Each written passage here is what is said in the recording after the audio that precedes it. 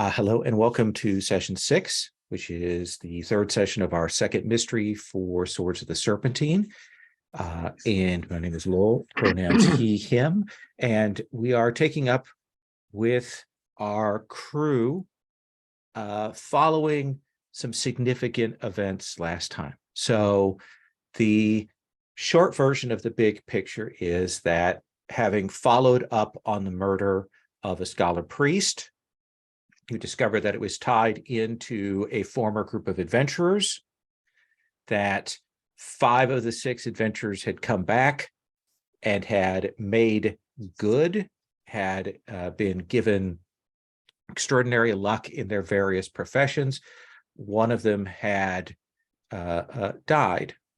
Eventually, you were able to realize that these adventurers are dying off and try and figure out exactly what is going on with their vanishings. Of those adventurers that have died off, we know that someone who has been off screen but has been mentioned is a scholar of a sword master person. She was killed.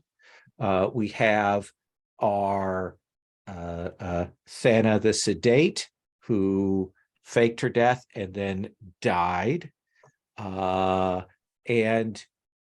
We also have our Assassin's Guild person, Thieves Guild person, who was killed. And you were particularly did some investigation on that Thieves Guild person and on the magic person in particular.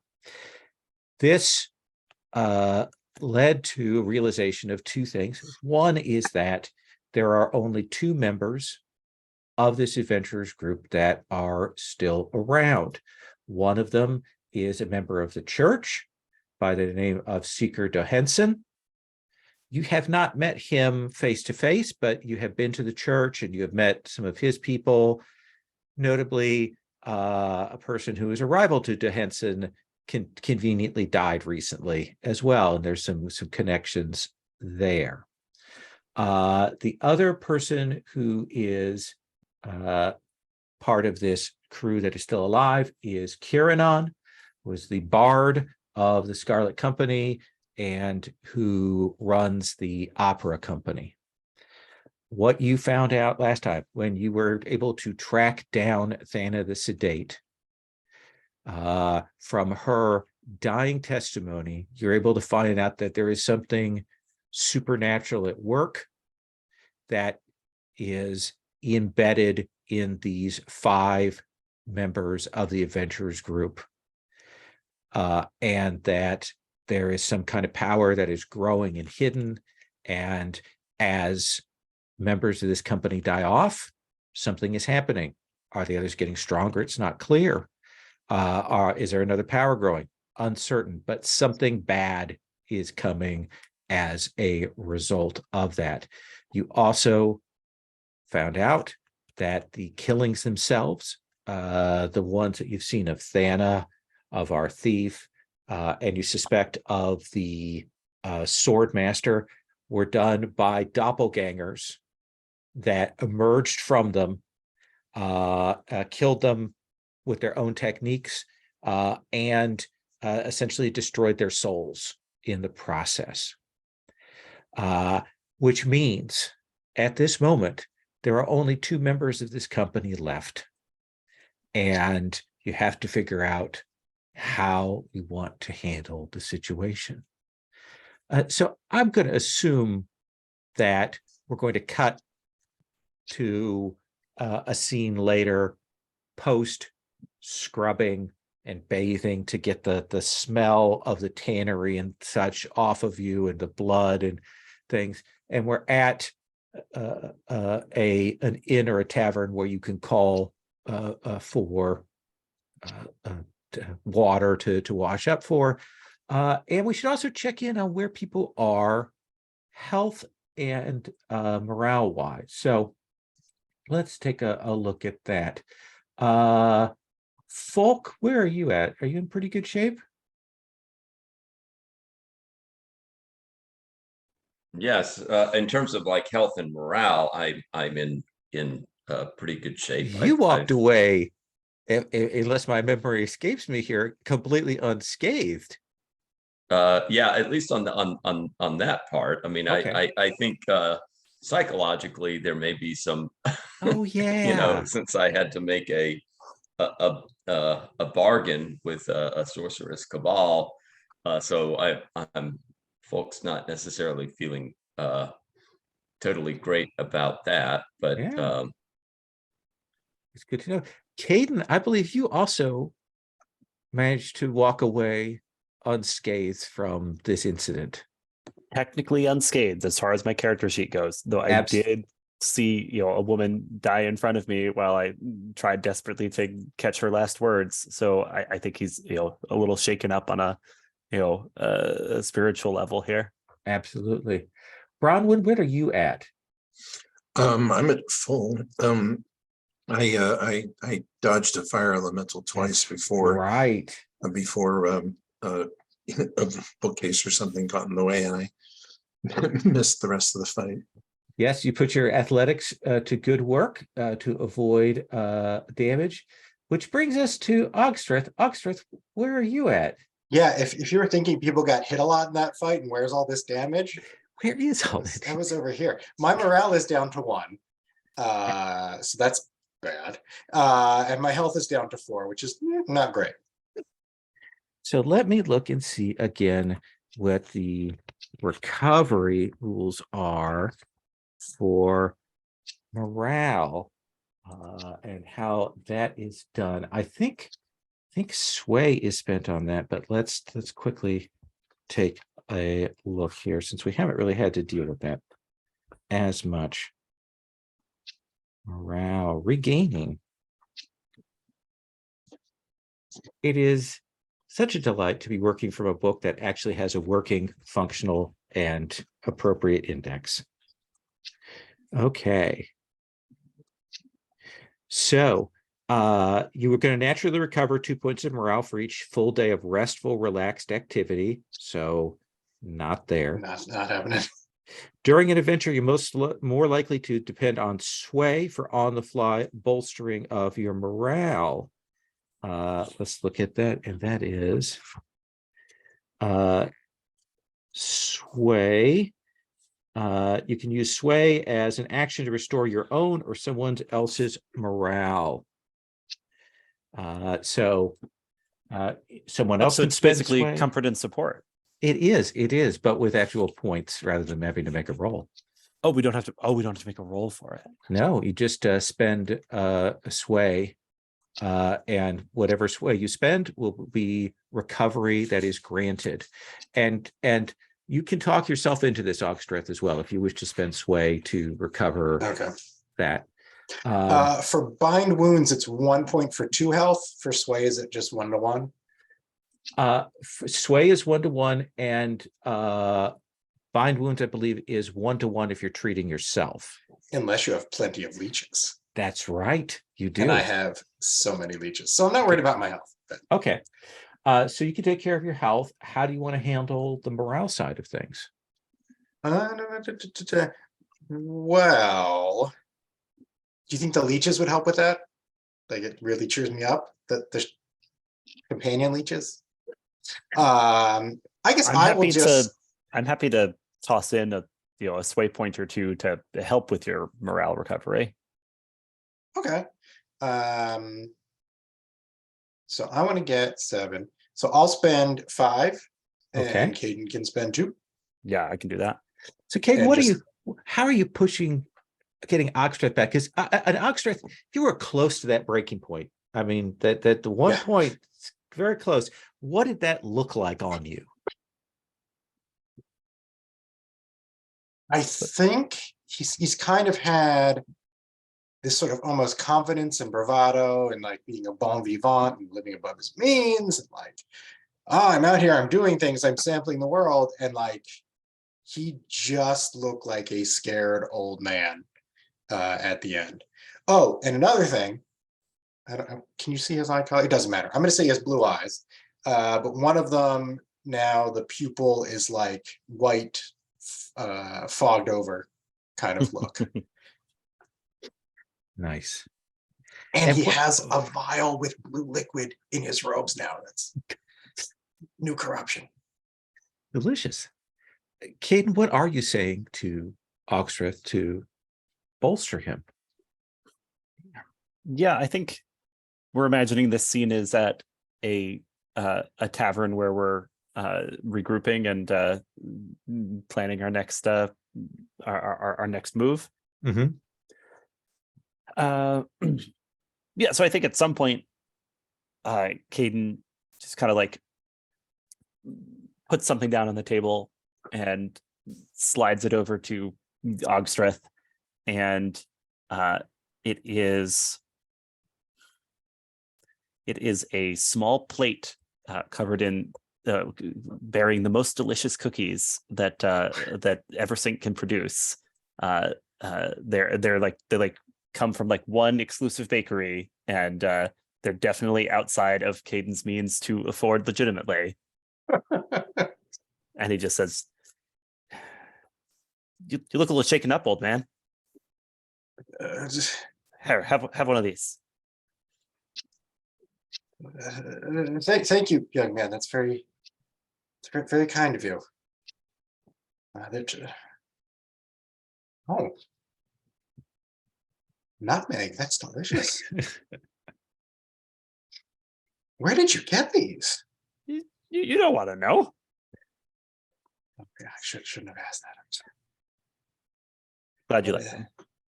They are delicious. Here, they're better if we share. Please, everyone. So you've gotten the smell out of your clothes. You have a few cookies. It is after midnight. You've returned back, so it's probably just the last bit of straggling drunks and yourselves in the common room of this inn. And the question is, what do you think the next step is? Bronwyn, what are you saying to the group when we kind of there's that catch of breath, and now, okay, where do we go from here? Well, was it 4 down, 2 to go? Definitely 3 down. The one that never made it back, we may have questions. Yeah, well, probably down, but not necessarily. Ouch. Necessarily stop moving. Before she was gone, Thana seemed to be saying that one of the ones that was left was behind this somehow, or whatever is in them was behind this. Well, yeah, this Thane character, I don't know, stinks pretty hard because none of them can remember, right, exactly what happened to him, according to what we know. The only thing you got from them is a know that they sacrificed him. Yeah. Well, if I wake up in the morning with a hangover and I know that I beat someone up, but I can't remember anything about how, then it may not have happened exactly as I thought. So what do we have? We could talk to this Johansson character, right? We could look, we have a name of somebody at the Assassin's Guild who might actually talk to us, instead of just circle the wagons. And we haven't really done any digging on Bayrakos. We know she's dead. Yeah, she's dead, but she was a drunk. And speaking personally, drunk people like to talk. And she may have mentioned a thing or three to somebody. We're thinking before too she small was here. killed. We're thinking too small here. Before that witch died, she said something terrible was going to come out of all this. We can't just keep going around poking things, asking our little questions. We need to take action. There's two outstanding suspects. We just kidnap both of them, put them somewhere where they can't do any damage, then sort things out after that. Yeah, one's a high up churchman, and kidnapping them might be a capital crime. Only if Both you are get caught. part of a legendary. Oh, unless you're adventuring planning to party. kill him, then you're gonna get caught. Well, probably we need to kill at least one of them. Just playing the odds here. I understand that. This is one of those plans that can go all pear-shaped. That is what I'm pointing It out. starts off pear-shaped, Red, and it gets worse from there. Look, hey, look, tell me who to stab. I'm just a sword for hire, for gosh sakes. Caden, your take from the doppelganger or the Actually, Thana, I don't I even know talked to the real Thana.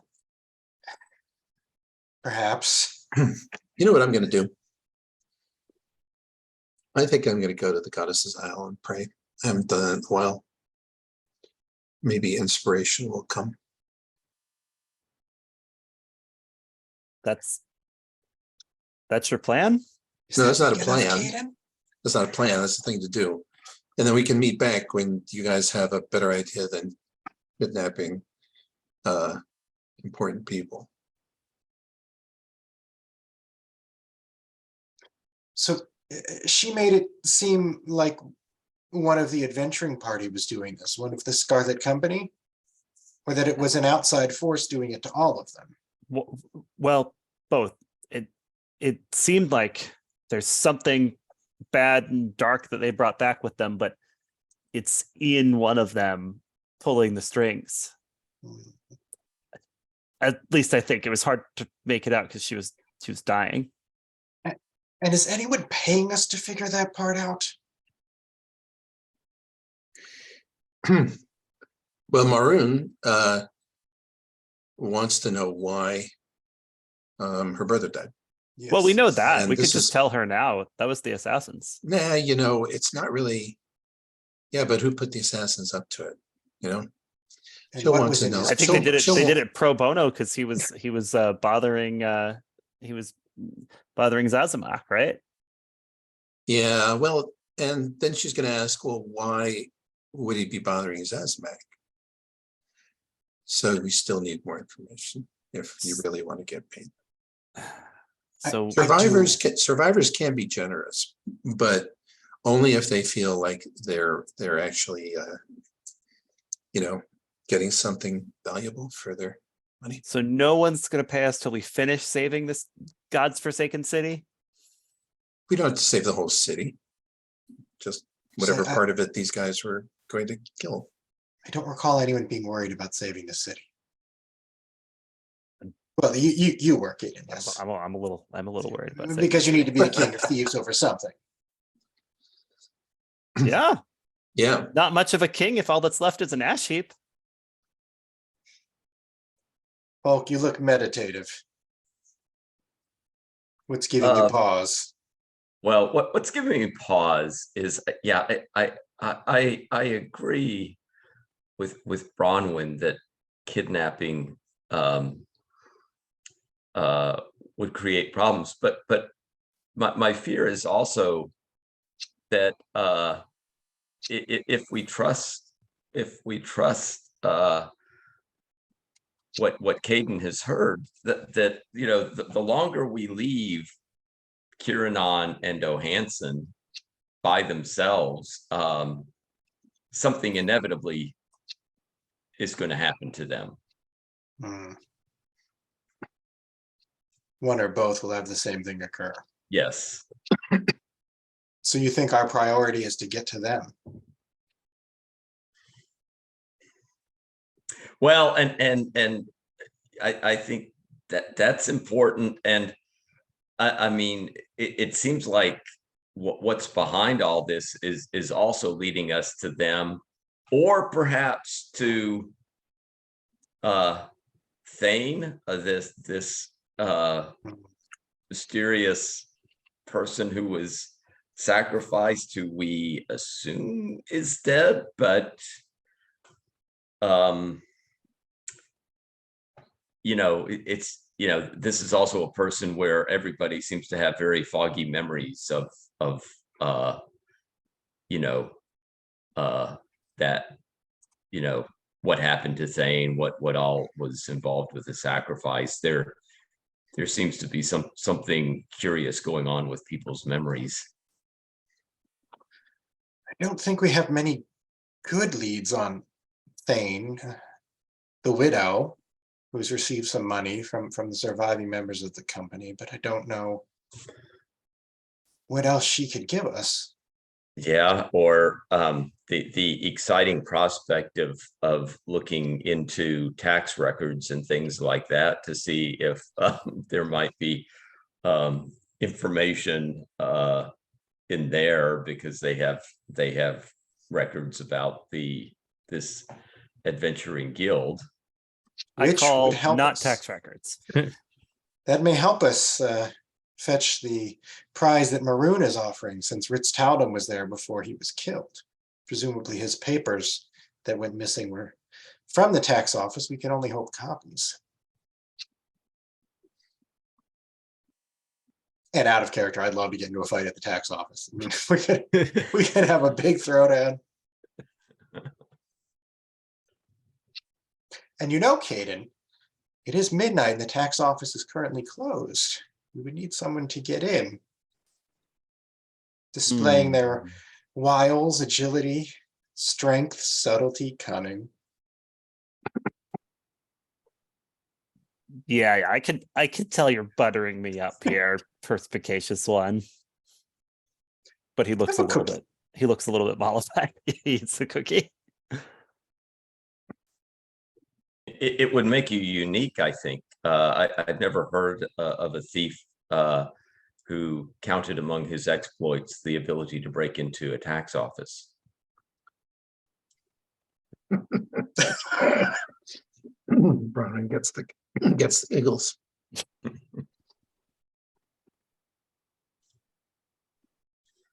So do we want to split into pairs? Do we want to have people go and do a once around for individual investigations? What do people feel like? Maybe we need to split the party 4 ways. It's such a terrible idea, but there's so many leads. Go stick your nose somewhere. If it looks dangerous, run away. We could do that. Yeah, let us do that. And we will, just before, as we've done usual, if one person gets information, we'll assume the next person has it, just for the purposes of investigative things. So, Caden, do you want to break into the tax office, or do you want to go somewhere else?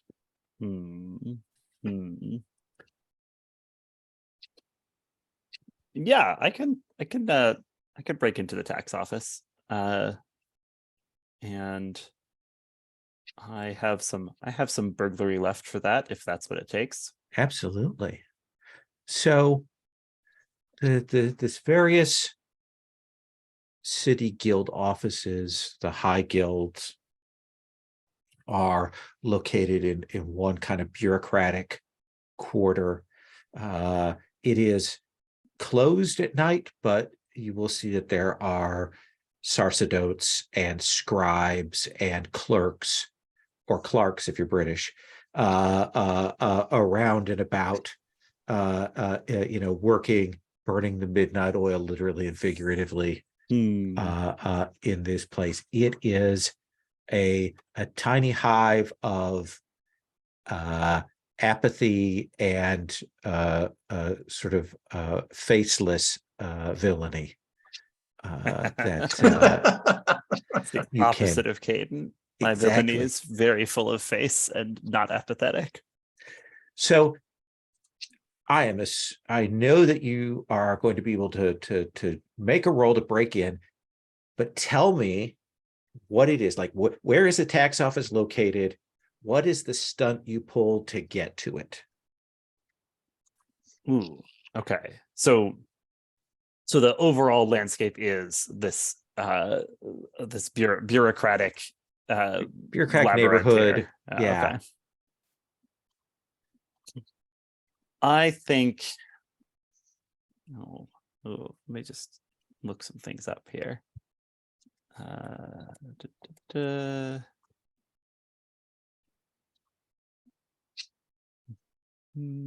Yeah, so I think to get to the tax, it turns out the best way to get to the tax office is to break into the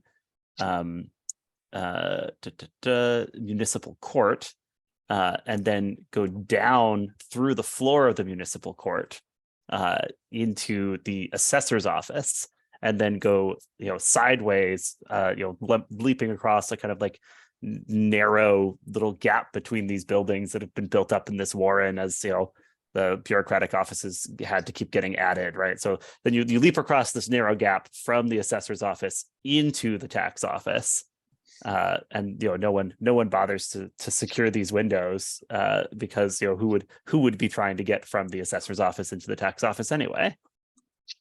So this is a guarded location, but it is late at night.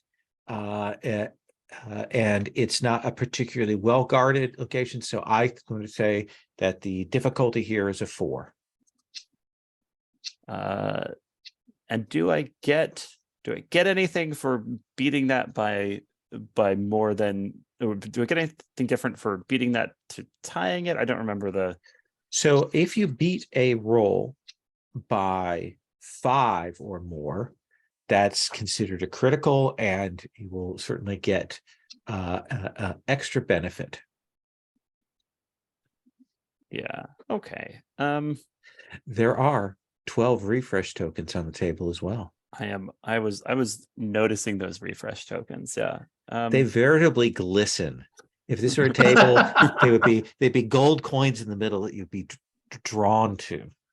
I mean, can I use one here just to do a big spend on this with the hope that maybe I end up with a crit? Absolutely.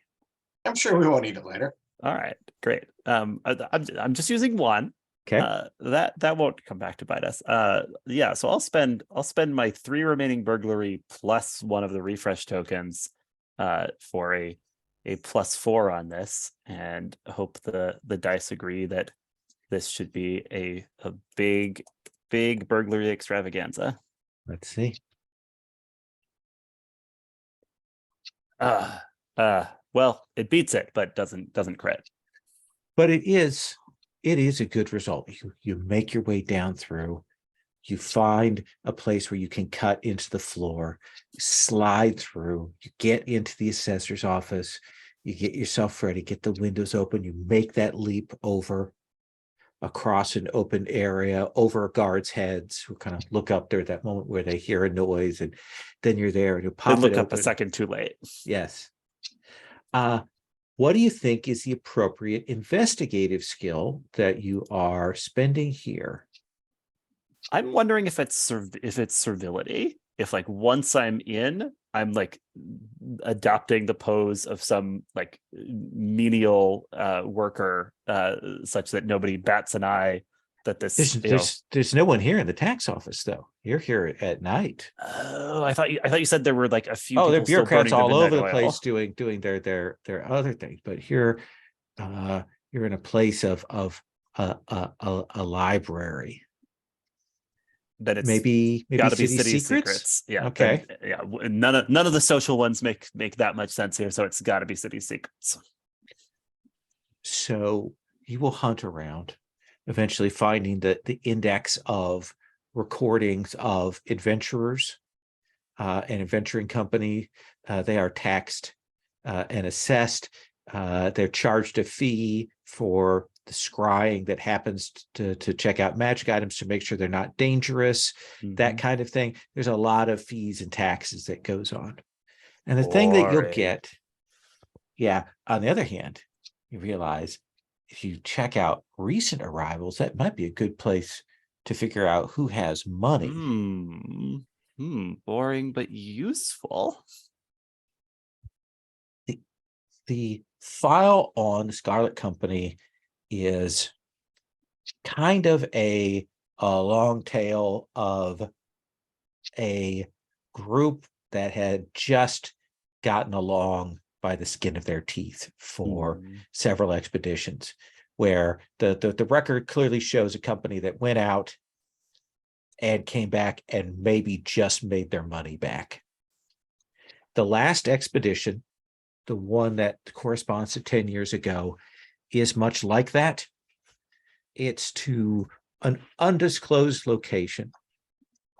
And they come back and they've got trinkets.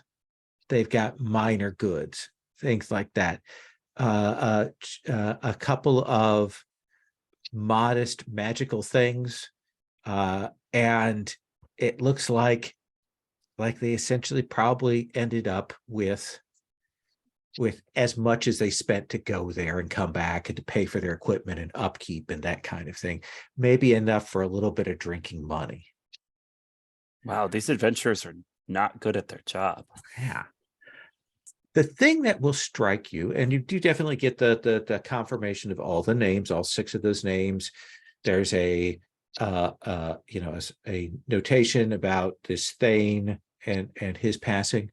Yeah, is there a But- little death notice tucked in Yep. there? A little skull drawn, little X's on the eyes. But you will note that there is another paper that comes a little bit later that seems to have been filed a few days after the initial inspection. And it's from Kiranon. Essentially, Kiranon came back and filed some notes to explain that he had squirreled away Thane's equipment and materials and goods and things like that, and that he was hoping to have special dispensation for those not to be taxed on return because he was giving them to the widow. Hmm. And it's pretty clear that Kiranon kind of did this outside of the view of the other members. Like there's no counter signatures from the rest of the Scarlet Company here. Exactly. And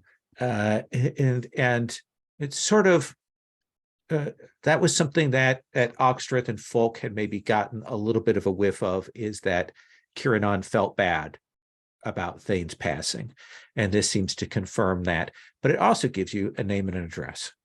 Ah, which we didn't have before for Absolutely. Thane's widow. Yeah. What's her name? Thane's wife. She comes from a That's- place where that's how the naming convention goes, and her name is literally Thane's wife. Well, I guess we could have guessed that with enough context knowledge, but the address we would not have pulled out of our heads there. Yeah, I'll like no one else is checking these documents, so I'll just tuck that away somewhere on my person for future reference. And that seems to be what you can get out of this file. Cool. Let's come next to Bronwyn. Bronwyn, what do you want to do? Well, as I said, what I wanted to do is go to the Goddess Island pray. I haven't been there in a while. I feel dirty. And who knows? Maybe my friends there will have something interesting to say. So what is the aisle look like? The one that you go to? Tell me something about this shrine, this location that you go. It has a little boat tie up at one end. And it's only suitable for small boats, nothing really big. And the biggest thing that you know ever docks there is the supplies for the priestesses there at the temple. And it's and you have to walk the length of the aisle to get to the shrine, which is at the very other tip, up on a big rise with what passes for in Eversink for cliffs that drop down to the waterway. It looks the end of the aisle looks out onto onto an estuary, onto, you basically the sea, but with just enough cover from a curl of land that the powerful sea breezes don't blast the temple when the weather's bad. And you have to walk the length of it because it's a spiritual journey. It's been planted up with winding paths that go up there, and little dead ends on to one side or another for people to sit and contemplate. And you can take a short path to the temple. You can take a very long and rambling path to the temple, and it all matters as to you're supposed to let your feet guide you. And you'll be greeted along the way. A few people who are up that late will note and nod to you. You come here regularly over the years. What is it? What is the spend that you want to make? What is the investigative spend that you are looking to angle for here? Oh, that's a good point.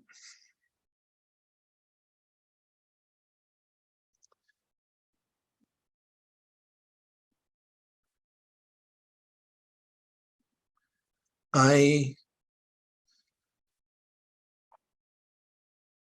don't have a lot of investigative spends left, so it makes the choice easier. Okay. And this really isn't a military situation. So I'm actually going to say it's spot frailty. That there's a weakness here in Eversink, is what I feel. That something is working its way into the city's heart. And I think that one of the priestesses of the Isle, or somebody I know there like Kalila, may be able to tell me what my gut feeling is saying. Go ahead, make that spend on spot frailty. And I think it is more of vision. It is a vision where you see the city, you know that this is the city that is overseen by the Church of Denari. Denaris is the goddess that's Eversink belongs to. And there are other gods and goddesses, but she's the one who keeps watch. And the thing that you will think about is that that there have been threats that have come into Eversink in the past. Denari has seen them. The church is protective of the city. But what you will think about is like a cut, like an infection that starts small and builds up over time, that builds a scar on it such that you forget it's there. These adventurers carried something in, split into pieces, something potent and nasty. And they had 10 years of good fortune, 10 years for whatever protections the city has to forget about what powers are in these five. And now is the time when one of them is going to take the energy and power and strength from the others and turn it to whatever ends it intended in the first place. Whoever is the figure behind it of these two that remain, they are potentially very powerful right now, given that they've taken on 3/5 of themselves. in addition to their own portion of that power. Does that seem like fair information? Yes, indeed. Ogstreth, what are you gonna do? Oh, let's look at this list again. Oh, thank you for the check on the tax office. I was thinking about Thane's wife, but like, can we say that I would know where to go for that? Yeah, We can say that Caden, passes on this information to you. I didn't know if we were like simultaneously going places, in which case I no, would, passing on the information is fine, so that we can get the proper investigative scenes going. although Falk, you have not done anything yet, right?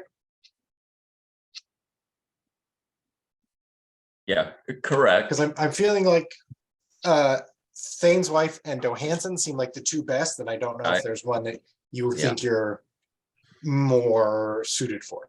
I think I might be more suited for Johansson. Okay, then I will Thane's wife in the middle of the night show up. Hey, wish me luck. So it's early morning, like we're still at the 3-4 o'clock, where the city is starting that sort of wake up of all of those businesses that get started at that sort of hour before everyone is getting up, and you arrive at Thane's wife's place, and you'll realize that it is a home / food stall. Like as you arrive, there are a couple of servants who are setting up the awning, starting to wash down the stones, get the chairs out, open up the front windows so that people can sit at that. And inside, you can see that there's a kitchenette, and you'll see this woman preparing great sort of loaves of, I won't say good bread, but it's bread, and vats of beans, and some other kinds of stews. It looks like it kind of wraps those up for breakfast or for people to take away for lunch. And so people are up and arriving, and one of the helpers will look at you and will say, "We'll be open in an hour, good sir." Would that I were here for something as simple as a nourishing and delicious meal. But I'm afraid the fates have carried me here on a much more portentous errand. And I think he's been up all night, right? And like fought a doppelganger and lost part of his soul, maybe. So he's a bit rough, not doing his best. Sit down, Grandpa. How young is this person? Oh, this person is like 17, 18. And Okay. they'll lead you over to that.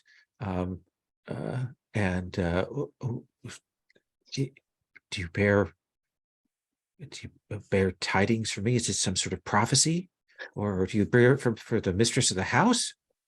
I You would seem arcane and weird. love to spend time messing with this kid. Is this the stall of Thane's wife? It is. That is her there preparing. It is for her that I have a prophecy. I will go and tell her. You're not an adventurer, are you? Why do you ask? If she does, just if you don't say the A word around. Okay, just Thank you for your help. Their name will be recorded in the history scrolls. ah. You don't need to tell me it. I Oh. know it already.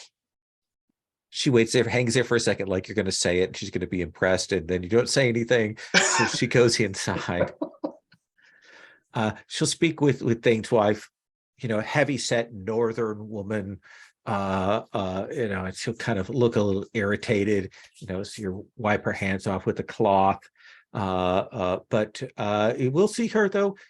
She comes over and brings a mug sets it down in front of you and pours you some of the thickest, blackest tea you've ever seen.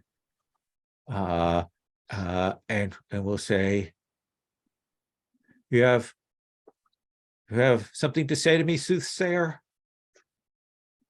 Thank you for the tea. You are a lifesaver. Take a big draught of it before saying anything else. And I hadn't intended on this, but I do have prophecy as an investigative skill. So the teenager wanted a prophecy, and I'm wondering if I can work that in. So how do you want to?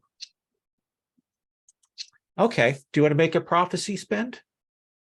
Yeah, if you can work with it. If not, I can go another way. Absolutely. Okay. I think that as you drink this tea and you set it down and she kind of reaches out and your hand will graze hers briefly. And I think you will see a pair of blades, short, thick, and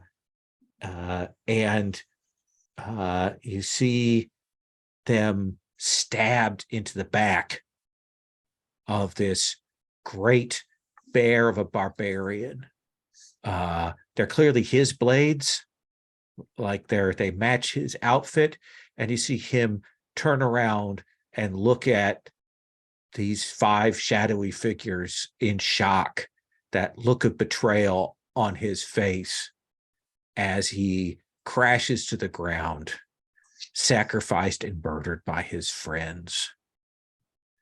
And I think then that you will, if you've had this in your head from what Caden wrote in a note, I think you will see those knives wrapped up, and I think you will see them delivered to a weeping woman. And you'll look up and you see that woman 10 years on. Something the matter, soothsayer?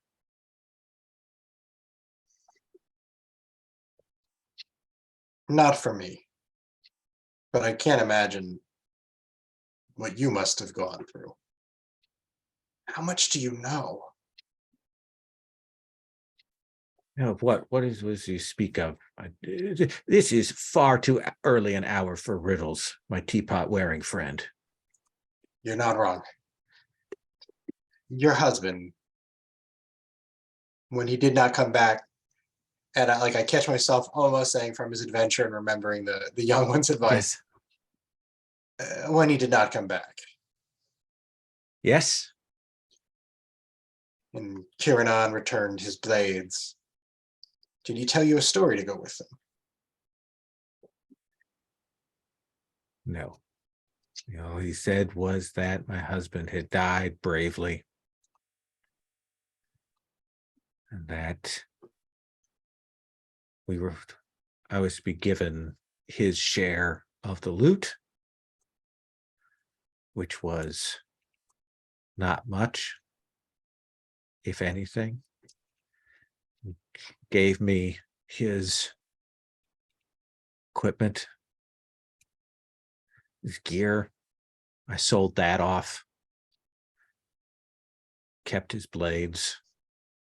He had made them himself. He was a smith as well as an adventurer. Kiranan clearly felt guilty. He came here each year, gifted me a little. I put that towards this. You've done Mind well. you, just a little. He does well for himself, always coming in fine clothes and flash. Yes, it seems like all 5 had done well for themselves. And I wouldn't know of the others. They never came to see me. Well, 3 of them never will now. Kind of look at her like, is that new information? But she's like, what are you talking about? Did they go out and get themselves killed? No, it's something worse than that. They weren't killed? They were killed. I don't think that's the worst of it, though. It's how they were killed. And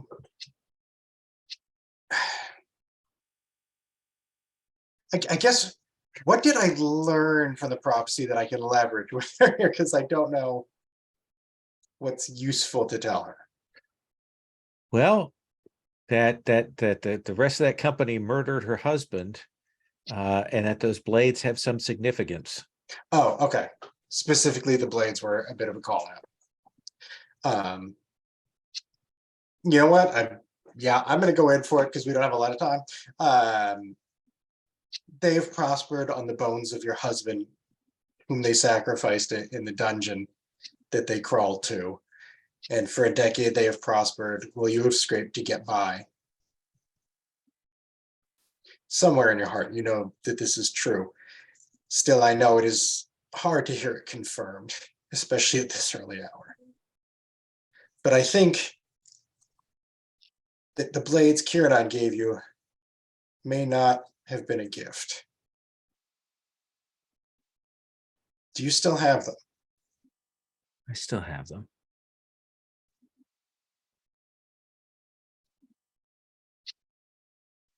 Three of your husband's party have died in the past few days, killed by mischief, spirits, curse, killed with their own weapons. And your husband's weapons were returned to you. Hi. I can't see what it means, but I do worry for you with them in your possession. And someone or something with a grudge against the Scarlet Company. So do you want to do this as sway, or is there an investigative skill you think you want to spend to kind of just convince her to hand these over to you? Well, I'm not trustworthy anymore.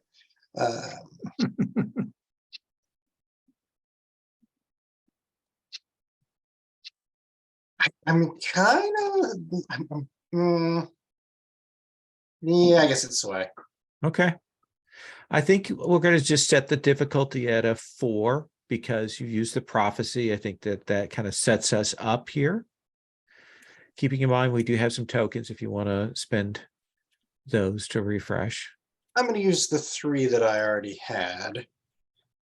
And see what happens. Oops, nothing happens with that. Wow, a 0. You rolled a 0. It's +0. 6. 6. She turns to that young woman and she says, go into the bedroom. There's a case underneath the bed. There's a roll in there. Go and bring those and give them to this gentleman. I do not wish to see them. And she will say, finish your tea. I have to prepare breakfast. And that woman will scurry off, the young woman, and she will come back a little while later with this bundle that you'll recognize, blood-stained, wrapped up in leather. You'll open it up, and there are 2 blades that you have seen before.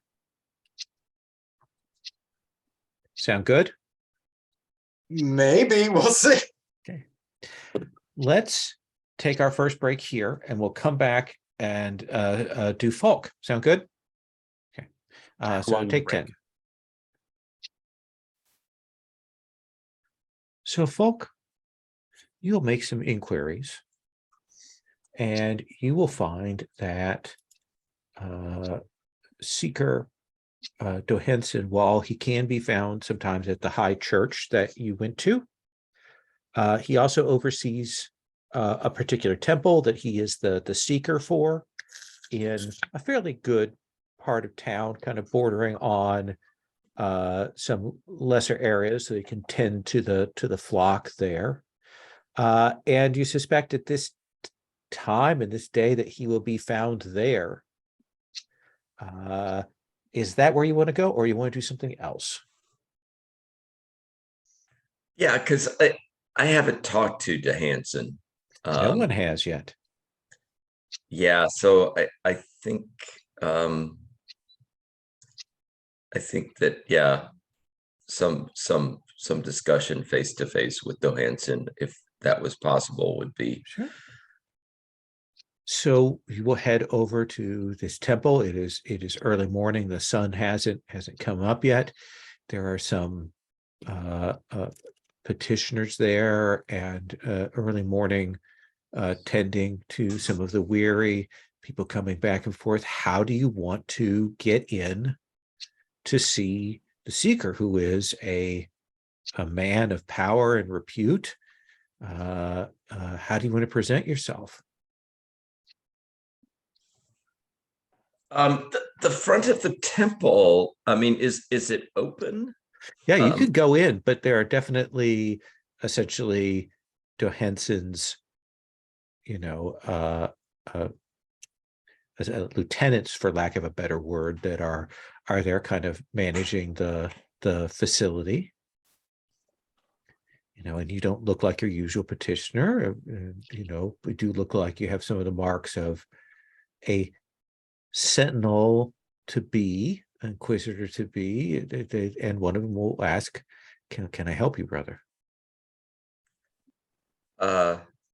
yes, and Falk bows and says, may the gold of denarii shine upon you.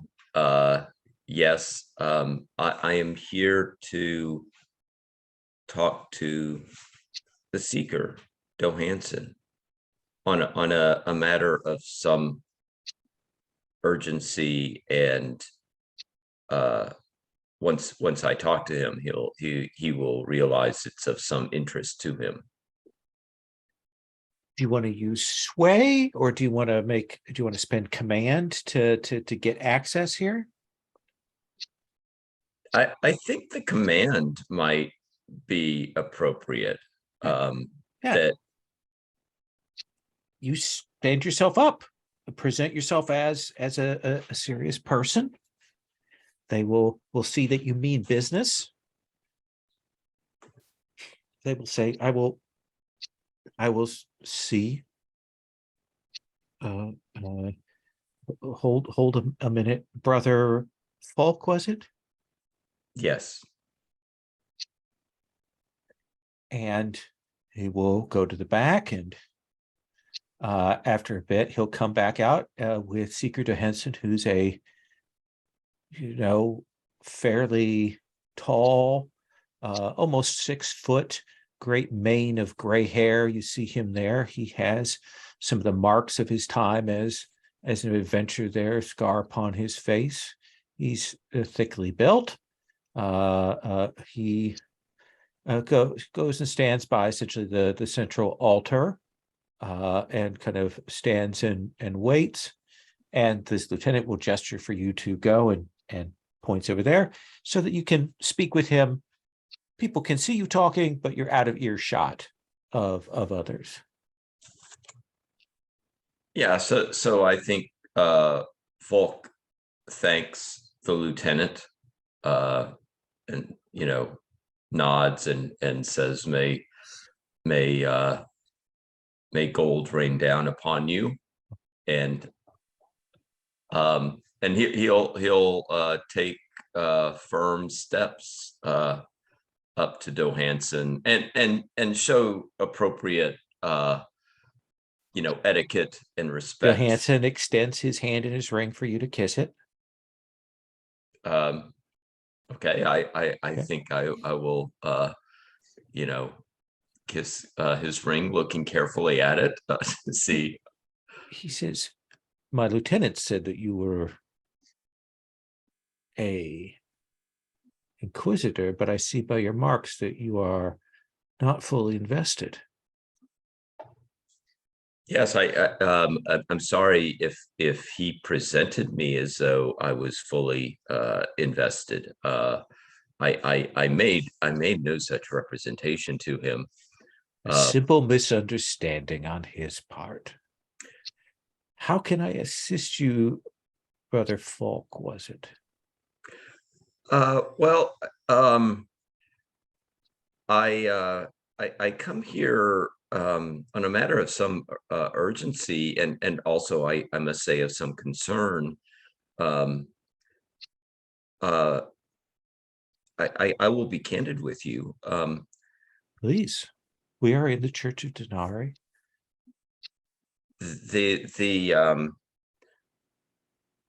Well, there have been a number of unfortunate events recently, and I'm sure you are aware of some tragedies of recent date that certainly they must strike close to you, but both in terms of your heart as well as just close to you in terms of where they happened and where you were. What are you speaking of, Master Folk? Well, a few You have days me at a ago, disadvantage. I'm uncertain of exactly what you were speaking of. Unless you're speaking of the death of good seeker Asharim, absolutely, certainly that is a tragedy that haunts the church. yes, that is one of the tragedies that I speak of, and it's kind of, but that was an awful event. But Well, are you aware of somebody named Barakos? yes, Barakos. It's been some years since I traveled with her, but she was amongst my company. Yeah, and are you aware of what has happened to her I am recently? aware that she is passed. Yes, and are you aware of the circumstances of her passing? Not in detail. Well, it's she did not die of natural causes. She met an unfortunate and unfortunately rather violent end. Mhm. Are you aware of somebody named Zazamak? You say that as if you do not already know the answer to that question. And are you aware of what has happened to Zazamak? I am aware that Zazamak has passed. You are not the first person to come to me to tell me of the passing of friends of mine. Yes, and these friends and in one case a colleague of yours, that the deaths have fallen in kind of sequence, it seems to me. I And see. I'm sure that you grieve for them, but I'm also worried if about your own whether you feel that you yourself might be at risk. Oh, you think there might be an attempt on my life? Well, when you know, I have investigated red business before, and I've investigated cases where. May I ask, Master Payne, why are you here? What has led you here that you should come to my door to bear this warning to me? Is it simply your goodwill and desire to protect me from harm? How did this path lead here? Well, it is partly concern for you, Mm-hmm. because I do feel genuinely that you might be at risk. It also, I'm also here to see if you could give me any information that might be of use, because I've been concerned with these horrible deaths that have been happening. As I told the poor unfortunate Rich Taldum when he visited me, I I have no idea who would wish harm upon our company. We accomplished little in our time, and I can't imagine that we have any enemies out there that would be seeking us. I simply can't imagine what is happening. So why don't you make that liar's tale spend? Yeah, I was either thinking liar's tell or, felonious intent or, yeah, but yeah, liar's tell seems like the appropriate one here to see if Oh. he's giving me a straight. Oh yeah, no, he's just absolutely evasive and not giving you a straight answer. He says, I don't know. So I do not think you need to worry about me. And he snaps his fingers, and all the noise in the church stops.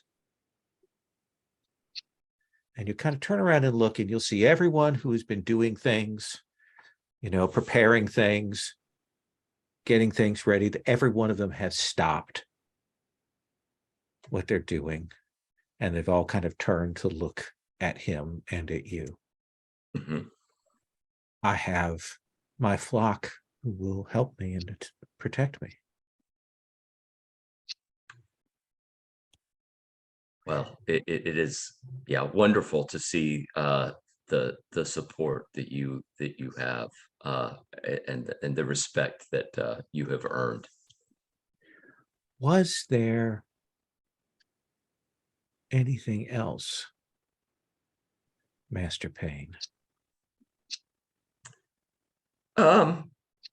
Well, I was as I say, my main concern was for you, but And I've you shown strike. you that you have nothing to worry about. Indeed, you have. And I think Payne kind of has what he's actually been interested in. I mean, that Okay. this has been very he won't say this, but Payne is thinking this is very illuminating. Yeah. And what's your manner as you leave here, as you kind of back away? You'll notice as you kind of start to move down, everyone is keeping their eyes on you. Yeah, I think his manner is he's going to walk out as kind of stately as he can. And he will take glances though at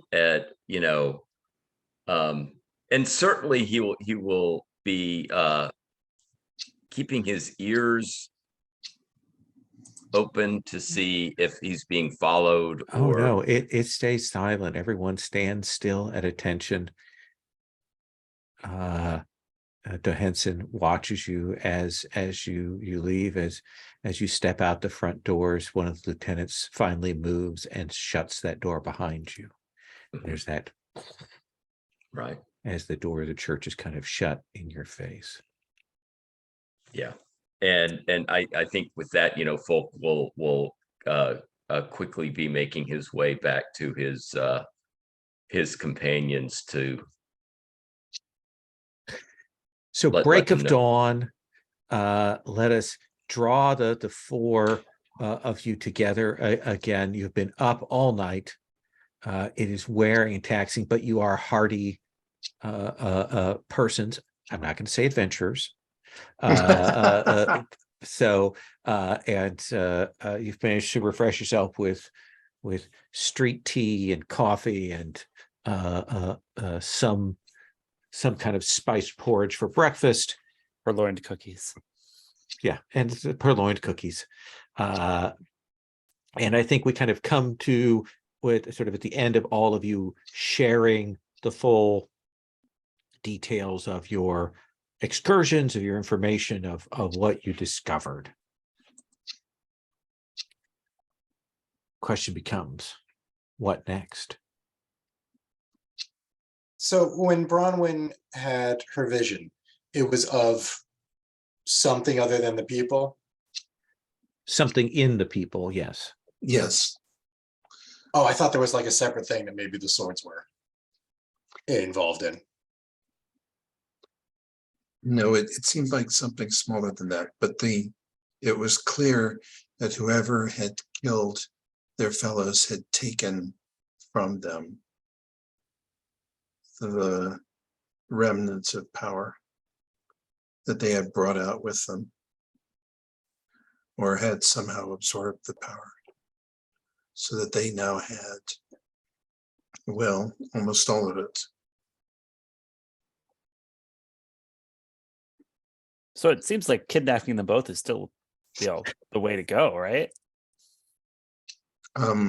Maybe it's the Except lack one of them, sleep one of them will try to murder you while you are kidnapping them, and has considerably more power than you do. And then we'll know who's the bad guy. Only one of them has more power than Caden? I'm being generous. All right. Well, look, whether we kidnap them or not, it seems obvious we need eyes on both of these people that have been all squirrely like, and either of them could be amassing some dark entity inside themselves as they eat the souls or whatever of the rest of their adventuring party. Well, yeah, although it's pretty clear to me. I've spoken now to both Bronwyn and to Kiernan and Johansson. And it's pretty clear to me, having met both of them, the one that I would say harbors the really true darkness. They both have bodyguards. They both have protection. Kiernan, despite that, still seemed kind of appropriately nervous and concerned, whereas Johansson is eerie in his confidence. Let's not forget Kiernan's the one who went behind the backs of the rest of the adventuring party to deposit these cursed blades that he used to sacrifice his fellow party member with that man's widow. I dumped the blades on the table at that point as I had it. I agree with Folk. Kiernan was genuinely afraid. He is also an actor. Yes. He could have been pulling the wool right over your eyes. Actors can do that. What if it's possible, but my gut says no. Also,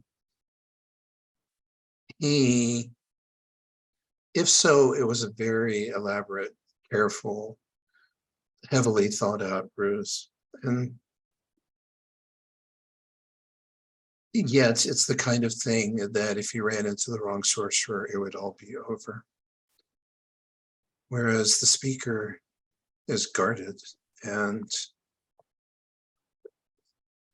scarcely would allow you a chance to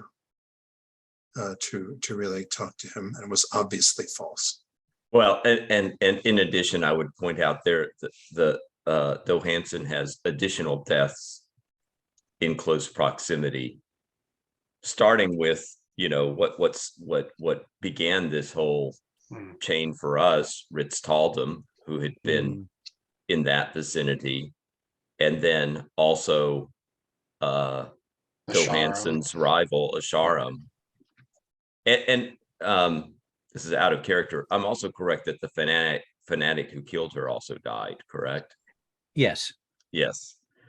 So you have that is a lot of deaths. That is a lot of deaths, and it seems to be anchored around Johansson. So we kidnap Johansson first. And then if that turns out to be wrong, we go back and kidnap Kiernan. Yes. If it is Johansson, then doesn't he need to get at Kiernan to do whatever ritual needs to be done. Perhaps we can have both of them in our sight at the same time. I think that's an excellent idea, that we know where, that if it, as you say, then we know where Johansson's going to strike next. And he will be somewhat more vulnerable when he is doing that than in his own sanctum, where I suspect even a doughty band such as ourselves could not possibly get him out. Does he have to go to his victims? We didn't see him when we were down under the Tanner's district. You have no indication that he has to be nearby. It's true. It's going to end up that Caden's kidnapping plan is the best, isn't it? You can't kidnap someone of personal power. Kidnapping is harder than murdering, not easier. You kidnap someone when you desire to keep them alive for a purpose, and it's very difficult to do if the person being kidnapped has any capacity, whatever, just to resist you. So you're suggesting we murder them both instead? Because it's easier? I believe Bronwyn was suggesting that we murder Johansson. Oh. Okay, and then we come back and murder Kiranon if that doesn't work. It's not exactly what I said. Okay, but I'm confused about what solution we're going to pursue here. The question is there something, if it is Johansson, is there something that would draw him out? Going after them in his sanctum is not only going to, not only do we have to go up against his entire flock, but also probably the city watch to boot. And you know, if it does not come out well, we will be at best pariahs. What does Johansson want? Maybe he might act if he thought that last shard of whatever it is were imperiled. So we do kidnap Kiranon or as bait for Johansson. Or we find a way to ward him, which may be difficult given his uncooperative stance in the first place. But if we could somehow protect him, then Johansson's hand might be forced. The others have been, I mean, for all their skill, have been alone when they were attacked. And I suspect they were not equipped to deal with this particular kind of entity. Or perhaps it simply is that the entity is coming from inside them. It's undergoing a sort of foul birth. That's But certainly I- the impression you had from Yes. the moments there with Thana. So it feels to me like we've got two directions, possibly a third, but let me see your, kind of from the GM point of view, what I think. One of those directions is going and dealing with Johansson directly. I mean, it did not like kicking in the door or anything, but dealing with Johansson.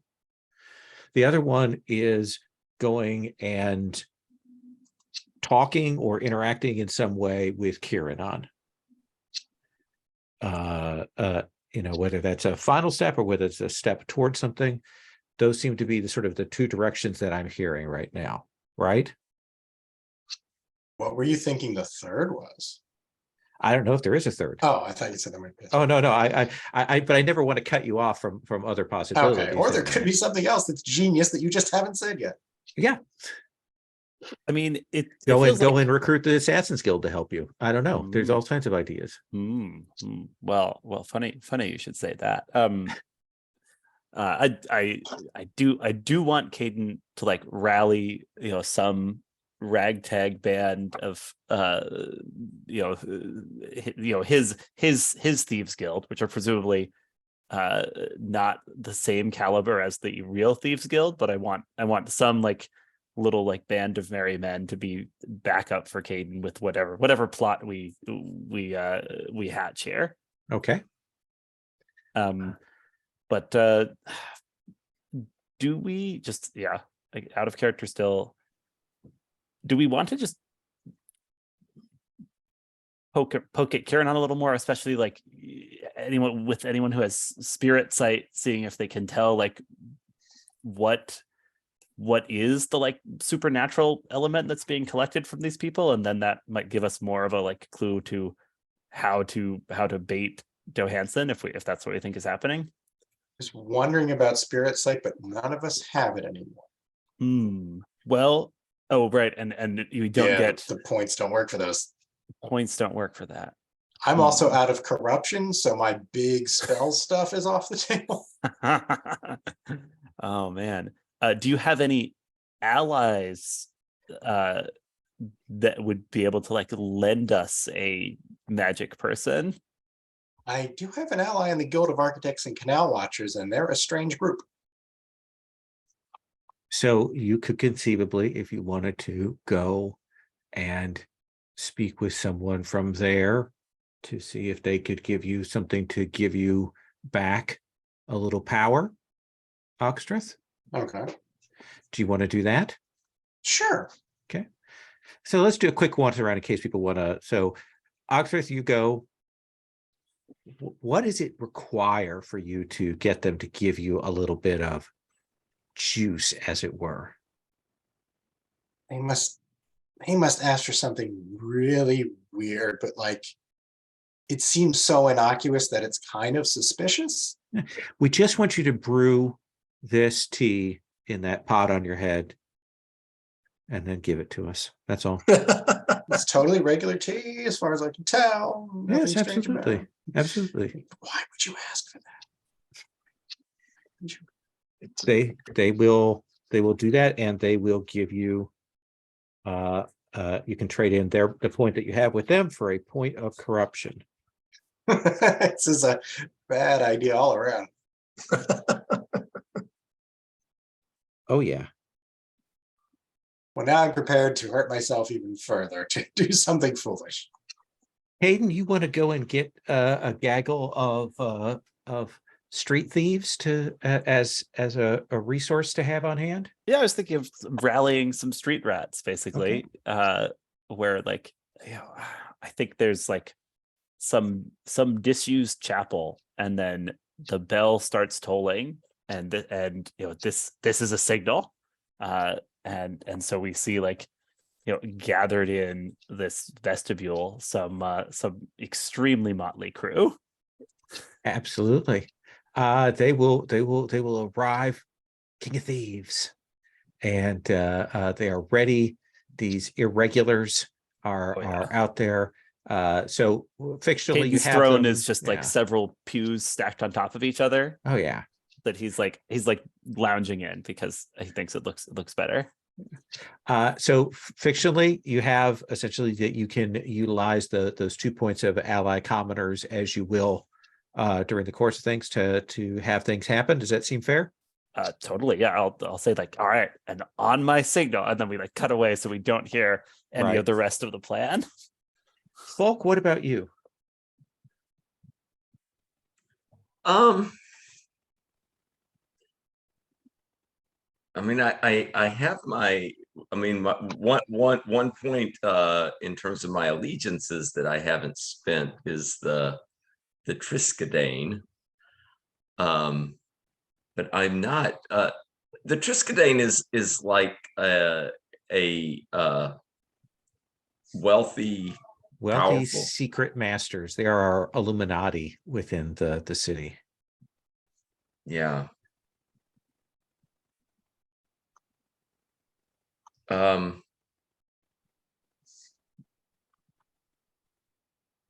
Yeah, I'm trying to think of like how I would use that group.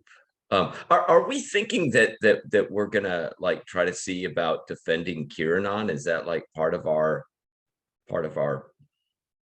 sense here? Is if Kiranon is open to defense, that we would defend him? Perhaps more attacking the thing that comes out of him. Or, defending him / using him as bait. He's definitely involved. Mhm. Do you want to use the Triskelion perhaps to refresh your spirit sight? If that is possible, Yeah. I think I would. Yeah. You just simply have to give them a full statement of what has happened so that they are well informed on the situation. If you tell us honestly what has gone on, then we will assist you, Master Payne. Yeah, because I guess they would be concerned if things are getting unsettled, and right, that this would Yes. create some type of Yeah. chaos in the city. So yeah, I think Payne will explain to them, give them an overview of well, the deaths that have occurred and the kind of sequencing of them, and says that this is spiraling out of control. I mean, or it has the potential to spiral out of control. Well, we will look to a contingency plan for when you fail.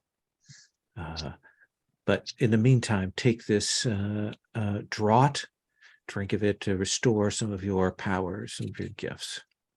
And you may refresh your spirit sight by 1. Okay. And Bronwyn, what about you? I think I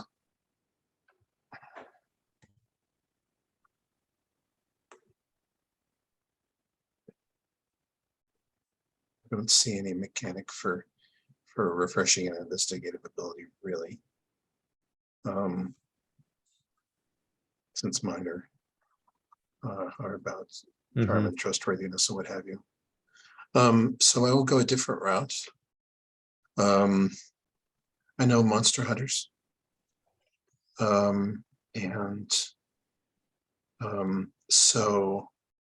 I'm going to talk to one about, and I'm going to basically tell them, the gist of it without naming names, and ask for protection, I guess.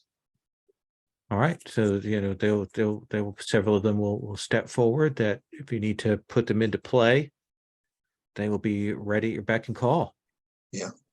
And they're an odd bunch. Oh boy, are they. People with lots of scars, and this guy is about 5'4" who has the smoothest hands you've ever seen.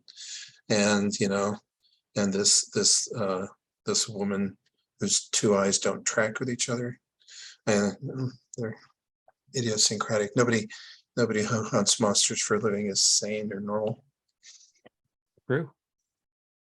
So I'm going to hard cut from that to the 4 of you, probably Ogstrith with those blades in a bundle under his arm,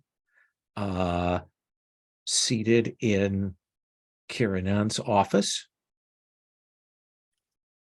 Kiranon has spoken with you before, and he says, essentially, so you said that you know something about what happened to Thana. You said that you don't think that she was behind all of this? I heard her last words. She was scared that something terrible was going to happen because of, well, you Me? all, your company. Something's growing inside of you people, and it's going to cause trouble for everyone. You wouldn't know anything about that, would you? It kind of stops, and he goes, no. I would have put it down to Thana if there was something unusual or unnatural. Is he telling the truth? Do you have liar's tell? I do. Oh yeah, he's genuinely confused by what you Okay. just said. Fair. He says, "It's just me and Johansson.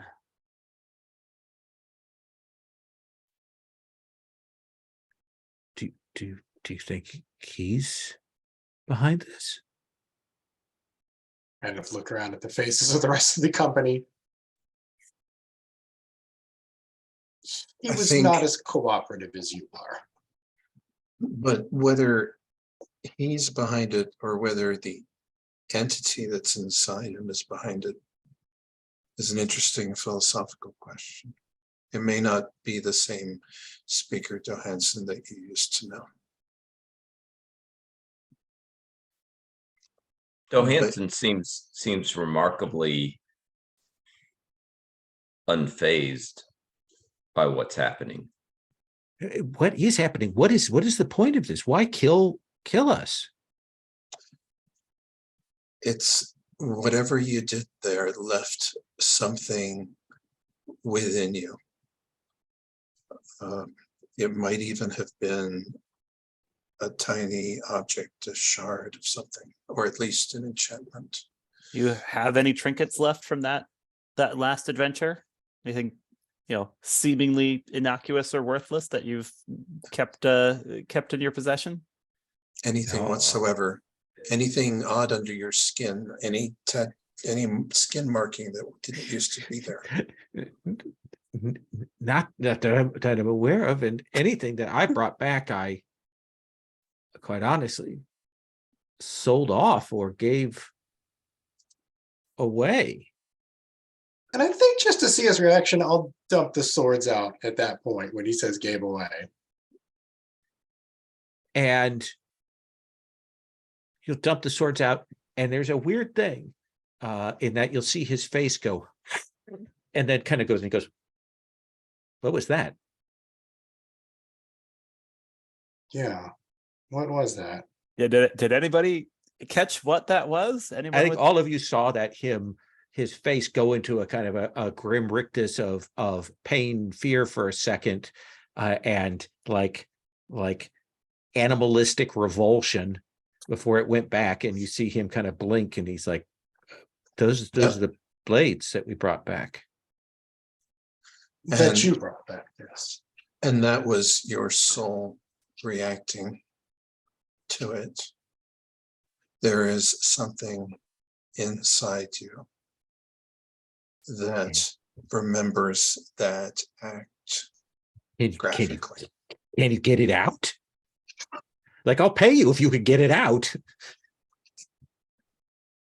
I mean, you've got a teapot on your head. You must be magic of some kind. It's true, you do have a teapot on your head. It's also true that I'm magic. Do something.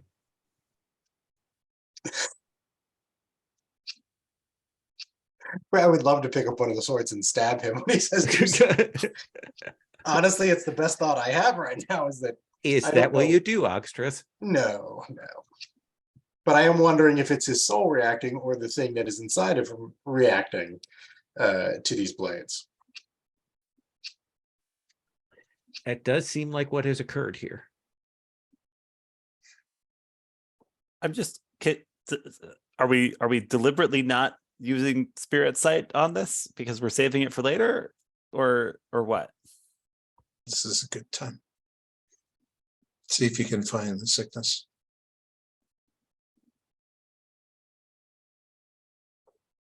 Yeah, I mean, I think Folk is perfectly prepared to use the spirit sight to see what might be present here. Caden will be encouraging you in character to do this actually too. I think Caden's like, Folk, do your thing, do the eye thing, do the look at him, look at his soul. You got to tell us what his soul looks like. And I think as you do that, Folk, as you open that third eye again, and we've described that people don't see you do this. It is invisible to them, but I think you will see this like a spiritual overlay version of Kiranon that is like pushing and starting to react and like trying to get away, but also like clearly also trying to take control of Kiran. You can see that Kiran is talking and you see him start to kind of like trail off a bit, and you can see that it is trying to wrestle, take control of him now so he can kill you all, as the spirit is trying to do that. What do you do, Falk? I think as Falk becomes aware of this, he'll start saying, to his companions mainly, a battle is before us. That there is present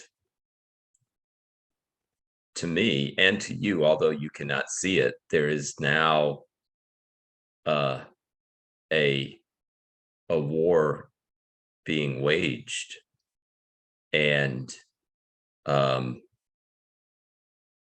that force inside Kiranon is powerful. Oxtreth, what do you do?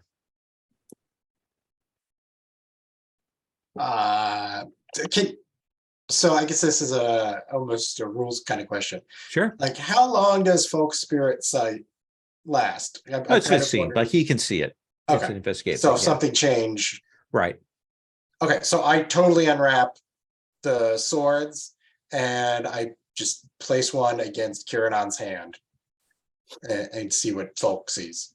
Sorry, which like the hilt against his hand or the blade against his hand? The blade. Okay. I think as you approach forward and the blade is at it, like Kiranon starts to rise up out of the chair and his spirit starts to pull up. It clearly does not like that blade at all. Got it. And you'll see that Ogstreth. You'll see Kiranon will go and start to like sounds start to form in his throat, and you realize that he is trying to bard song magic right now, as this thing is trying to take control of him. What do you do, Caden? Do we have any sense of whether he's trying to do his song like to help us or to hurt us? Like, do we have a sense of whether the song is good or bad? Oh, it doesn't sound like a good song to you. I'll run across the table and stuff a rag in his mouth. Let's have you make an athletics check. I think difficulty 5 to get over to stop him before he takes control of the bodyguards to have them try to kill you all. Great. Cool. Okay. I've got some athletics and don't see any reason to save stuff too much, so I am spending all 4 on this. Here we go. That's a 9. Oh yeah, you are across before there's even like the darkest note from this dirge comes out of his mouth, and you've jammed it in there. Brandon, Bronwyn, you've got your blades out. These 2 bodyguards, like they come to attention. They're like, "What the fuck is going on?" What do you do? Because it looks like to them, like you're attacking the person that they're hired to protect.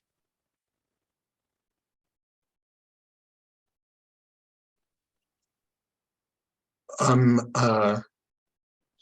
going to pin Kiranon to the wall with the point of a sword so that he can't move, but not hurt him. With the point of one of your blades? Yes. Okay. Or actually, no.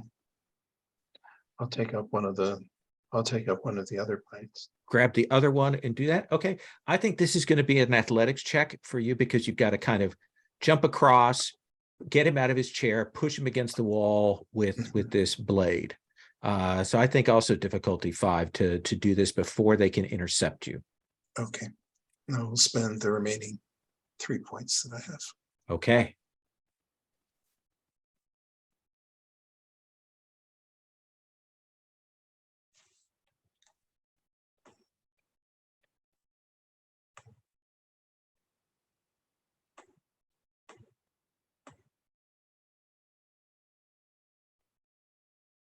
Six. Yeah. Kicks over the table. Caden is kind of pushed, maybe lift him up a little bit, the mouth, kind of knock that chair over, push him, they got that knife blade, the short blade to his chest. Kieran is pushed back. It actually will dig into his flesh, and you'll see some of the a little bit of blood coming out, but this thing is pinned. What do you do, Falk?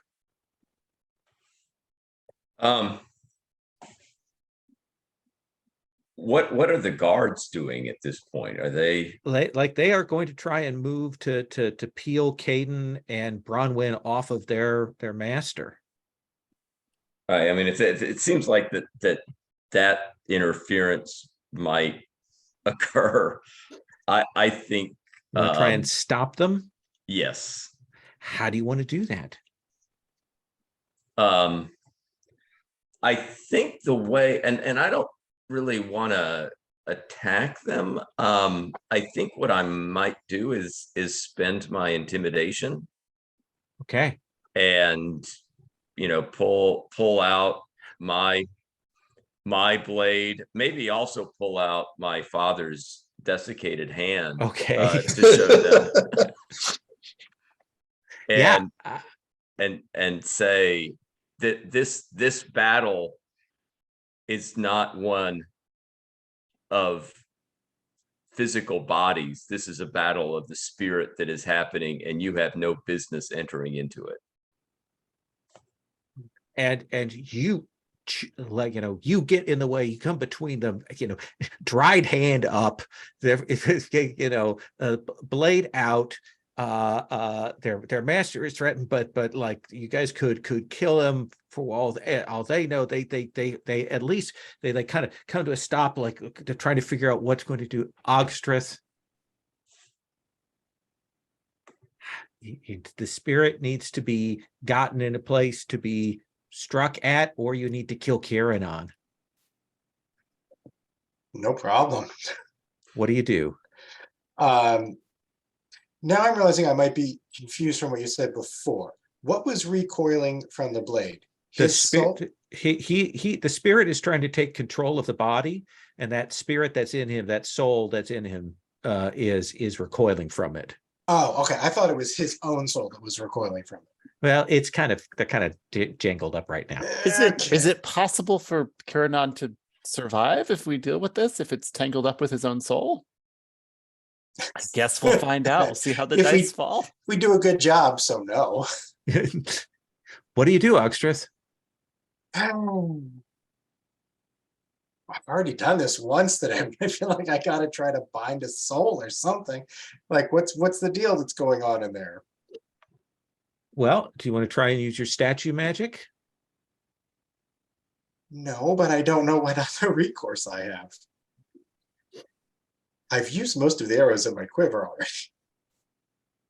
Well, your statue magic is about souls and animation and so on, and we've established that already. So I mean, I guess, yeah, I'm gonna try to disentangle that mess.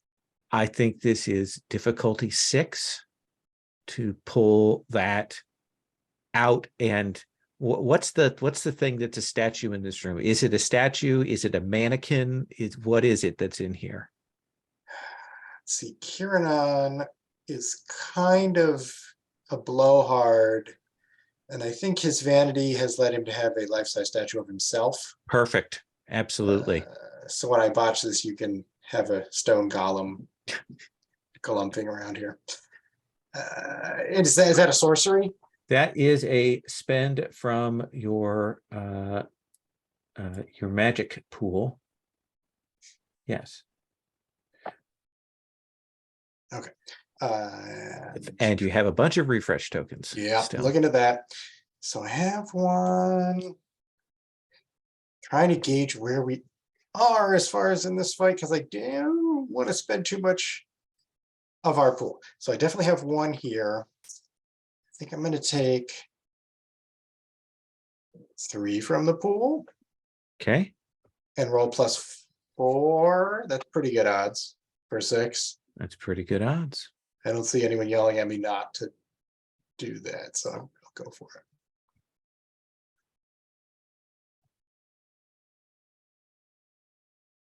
Okay. Oh, yeah. So you channel through this blade, which is a bane to this thing. You will wrench this force out. And I think when you wrench it out, when you tear it apart, actually, you'll realize that the spirit, I think, will become visible to everyone. And you realize that at this point, it actually looks more like Johansson. And we will drop it into this statue. Bronwyn, describe to me how you break this statue with this bane blade. Bronwyn picks the entire statue up and flings it against the wall, and it shatters. It must weigh upwards of 200 pounds, and she picked it up as if it was, a sack of flour. Shatter it. There's a crack as the energy from the blades dissipates it, and Kieran's like kind of just collapses down, still breathing, still awake, and is like it's gone.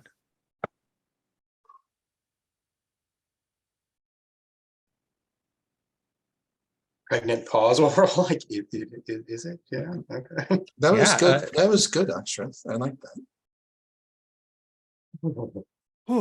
Let's I take was our worried second. for a second when you were about to sing there, but that problem. The bodyguards will kind of like put their blades back, like, okay, we're all good. We're not going to get fired. Let's take our second break and then let us come back, okay? So take 5.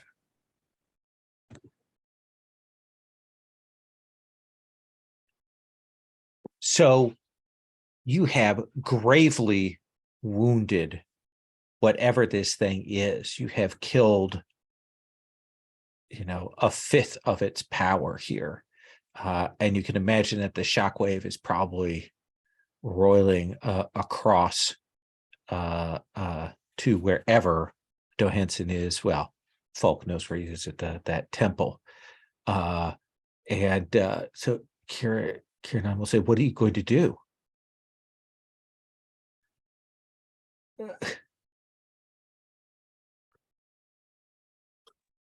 Well, we probably have to finish the job here, right? Take care of Secret Johansson. Right? Who hired us for this job?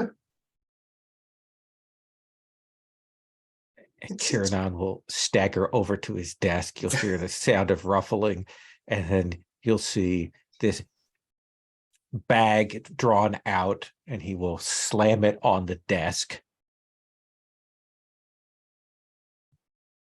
I mean to be rude. Does it sound like money? It sounds like quite a bit of money. Finally. Deal with this. And he'll push the bag towards you, and you can have the other bag too. It's 2 bags. Sounds great. Good What are deal. the odds that he's going to kill all of us? I mean, some of us will be able to.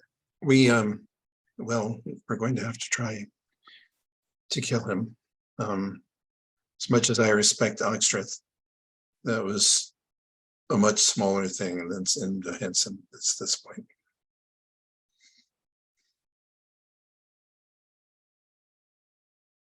Well, and Johansson is also, if he remains in the temple where I met him, I mean, he's surrounded by followers who adhere to his commands. But he must have just felt something go not his way, and that might be the type of thing he wants to investigate. What if we had our dear friend and patron here send a message to his old adventuring buddy saying they need to meet, and that's when we spring our trap. I certainly like it better than walking into that nest of vipers at the Church of Denari. If it wasn't a church building, I would just say fire the building and kill them when they come out. But the church might take nasty exception to that. If you think it'll work, I will send word to him and have him come here. And He'll think he's got another shot at you, but bam, that's when we take him out. absolutely. And he says, and he goes, and we should do it on the stage too, with the curtains. And we can put a little backdrop, and we can have you in the rafters and in the wings. And yes. Oh, I like this plan already. Yes, absolutely. He's recovering well. And he will sit down and scribble out some notes, and he'll hand it to the bodyguard, and he says, go down, give this to the master of the house, and have him send a messenger, and then tell him to have everyone clear out of the building, leave. They'll be given pay for 2 days time, but they are to leave now. And he will do so. So tell me how your monster hunters and your footpads draw off de Henson's entourage. Like, what do you do? So let's start with you, Caden. De Henson will take the bait. He will come, but he's certainly not going to come alone. He's going to bring some of his lieutenants and fanatics with him. How lieutenants and fanatics wearing like hooded robes, I assume. Absolutely. So kind of what you see is like occasionally as this august company is moving through the narrow streets of Eversink, one of them will like pass through a shadow, and there'll be like a muffled sound, and then the robed hooded figure will keep walking forward. But someone watching carefully would notice it like teetering slightly, almost as if there are 3 thieving triplets stacked on top of each other's shoulders instead of one Johansson fanatic. And this process repeats a couple times with various configurations of thieves taking on these disguises. And then, Brandon, how is Bronwyn putting those monster hunters to occupy the actual remaining portion of this entourage? I think that they are in classic ambush position, which means to say rooftops. Okay. I mean, you're going after, monsters don't look up nearly as often as they ought to. And so it starts with a couple of alchemical smoke bombs tossed down. And then this motley, crew armed, with everything from crossbows to, to poisoned weapons, goes in there, jabbing for, joints and garrote goes around someone's, pole garrote, goes around somebody's neck and is yanked tight, and things like that. So the Hanson, this goes off at the end of it. Some of his people scatter immediately because they're not his people. The rest go for cover. The Hanson, makes his way into that theater. He sees Kiranon up on stage. I don't know if it's actually a Kiranon or an illusion. It's up to you. Oxtreth, where are you? Are you out invisible by Kiranon? Are you hidden somewhere nearby? Where are you? He said backstage, stage left, and put me somewhere. So that's where I'm hanging out now. I've got a plan. We'll see if I get to enact it. Okay. And Folk, where are you? I think Folk is up on the catwalk above. with he's probably set up a rope up there that is at the ready if he needs to make a quick descent down to the stage. Absolutely. And Bronwyn, you have a spend, and tell me where you're at. I think it makes the most sense that it's not Kiranon, it's actually me. That Okay. and I'm wearing, I'm wearing a mask the way he used to when he was doing that classic sort of stuff, and I'm wearing an outfit that's padded out in the right spots to give him the right silhouette. And I'd like to spend my tactics of death Okay. to make this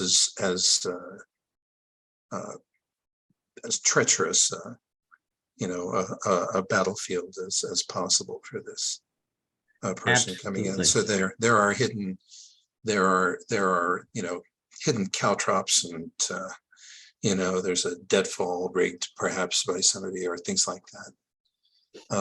It's also just made to make it difficult even for something with a natural speed to easily get up on the stage without exposing themselves. Are you more interested in causing a penalty to warfare or to athletics?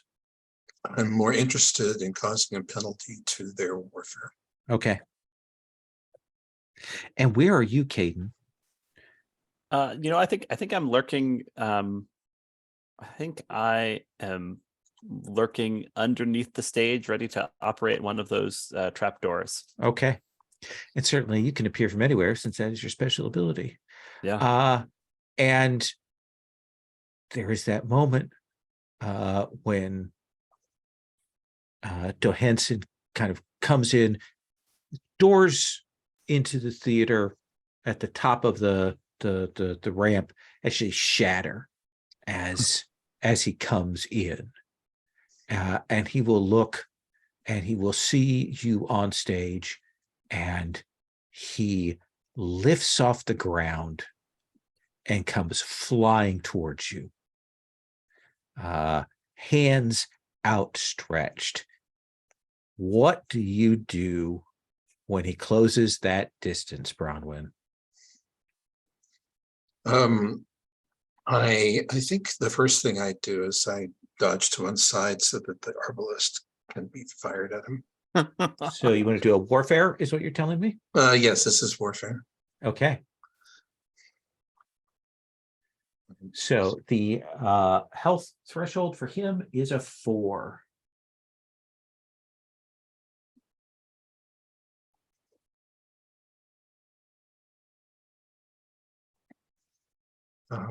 Let's see, I had 7 points. I'm going to spend 3 of them. Okay.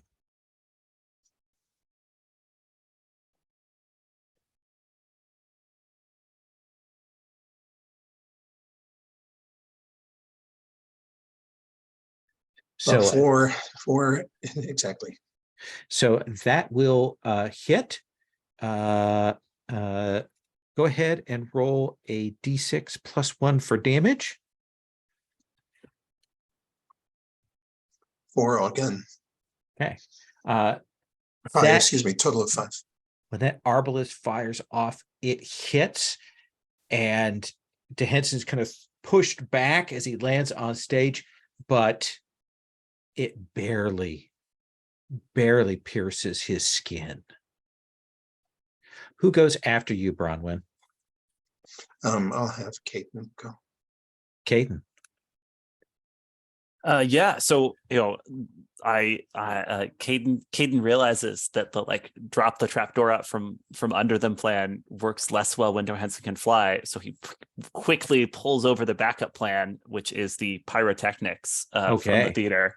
And so the trapdoor opens up, and Caden pokes out, pulling up this essentially cannon meant to make fireworks happen, but if you fire it at close range, it's sort of the same as an artillery shell.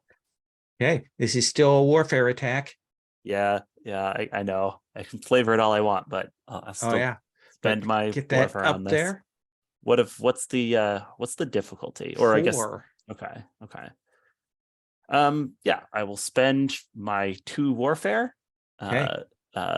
There's still a pool for future, attacks just in case, So yeah, let's do this. Let's do some. Let's make war, not art. Okay. 8. Oh yeah. So that will hit. Go ahead and roll your damage. And what is that? It'd be a D6 plus 1. Okay, because I get a +1 from a sword usually, but you're giving it Oh, to well, me if you're for- using a big fireworks thing, I'm going to give you a +1 from that. Okay. Just a +1 though. It's not more than Just a sword? +1. all right. 5. 5. So I do think that again, much like that arbalist, he will be seared a bit as this goes off. But he is resilient to this. Who goes after you? The options are Secret or Hanson himself or my 2 remaining allies. Yes. Folk. Volk, what do you do? Well, I think, Folk had gotten himself ready to make the attack from above. And so I think that's what he'll implement. He has his rope at the ready to kind of get him Absolutely. propelled quickly down. Don't forget, by the way, for people, you can, if you spend an investigative pool point to give yourself a +1 on a general ability test, to give yourself an additional die of damage, to temporarily give yourself armor 4. Those are all things that you can do with that. Just want to kind of put that out there before we go any further and he starts to kill all of you. Wait, what is it we can spend for those things? If you have an appropriate investigative pool, you can do that. Okay. Okay. So, Folk, warfare. And you can also mark a drive after rolling to give yourself a +1.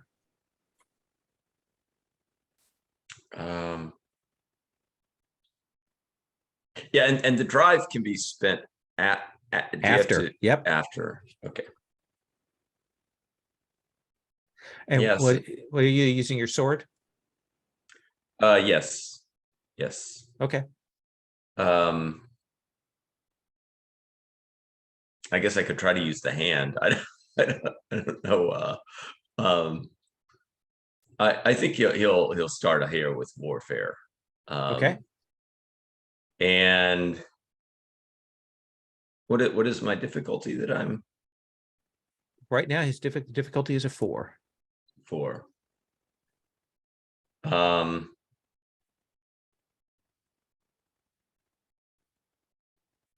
I will spend. I'm going to spend 4 warfare. Okay. All right, and let me do my modifier and my.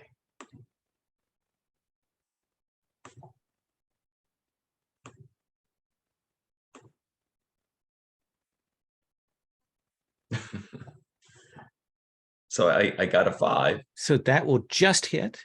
Yeah. Yeah. Roll a D6 +1 for damage. Okay. Unless you're spending an investigative ability to give yourself an extra die of damage.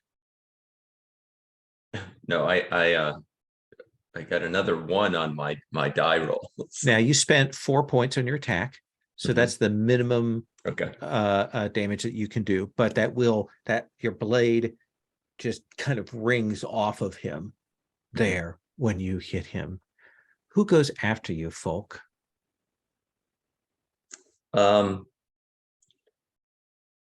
I will.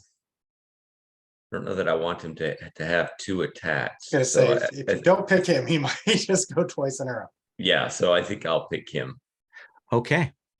Then I think you are closest right now, Folk, Mhm. because you have landed down. What is your hit threshold? So 4, right?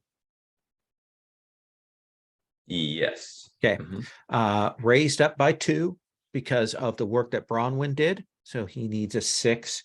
I'm sorry, to- the threshold you're asking on the health side? Yes. Yeah. It's a 3. Okay. So he needs a 5 to hit you. So let's see. Let's spend that. So we'll roll. Need to hit a 5. Oh, let me add a die into there. So he will just hit you. And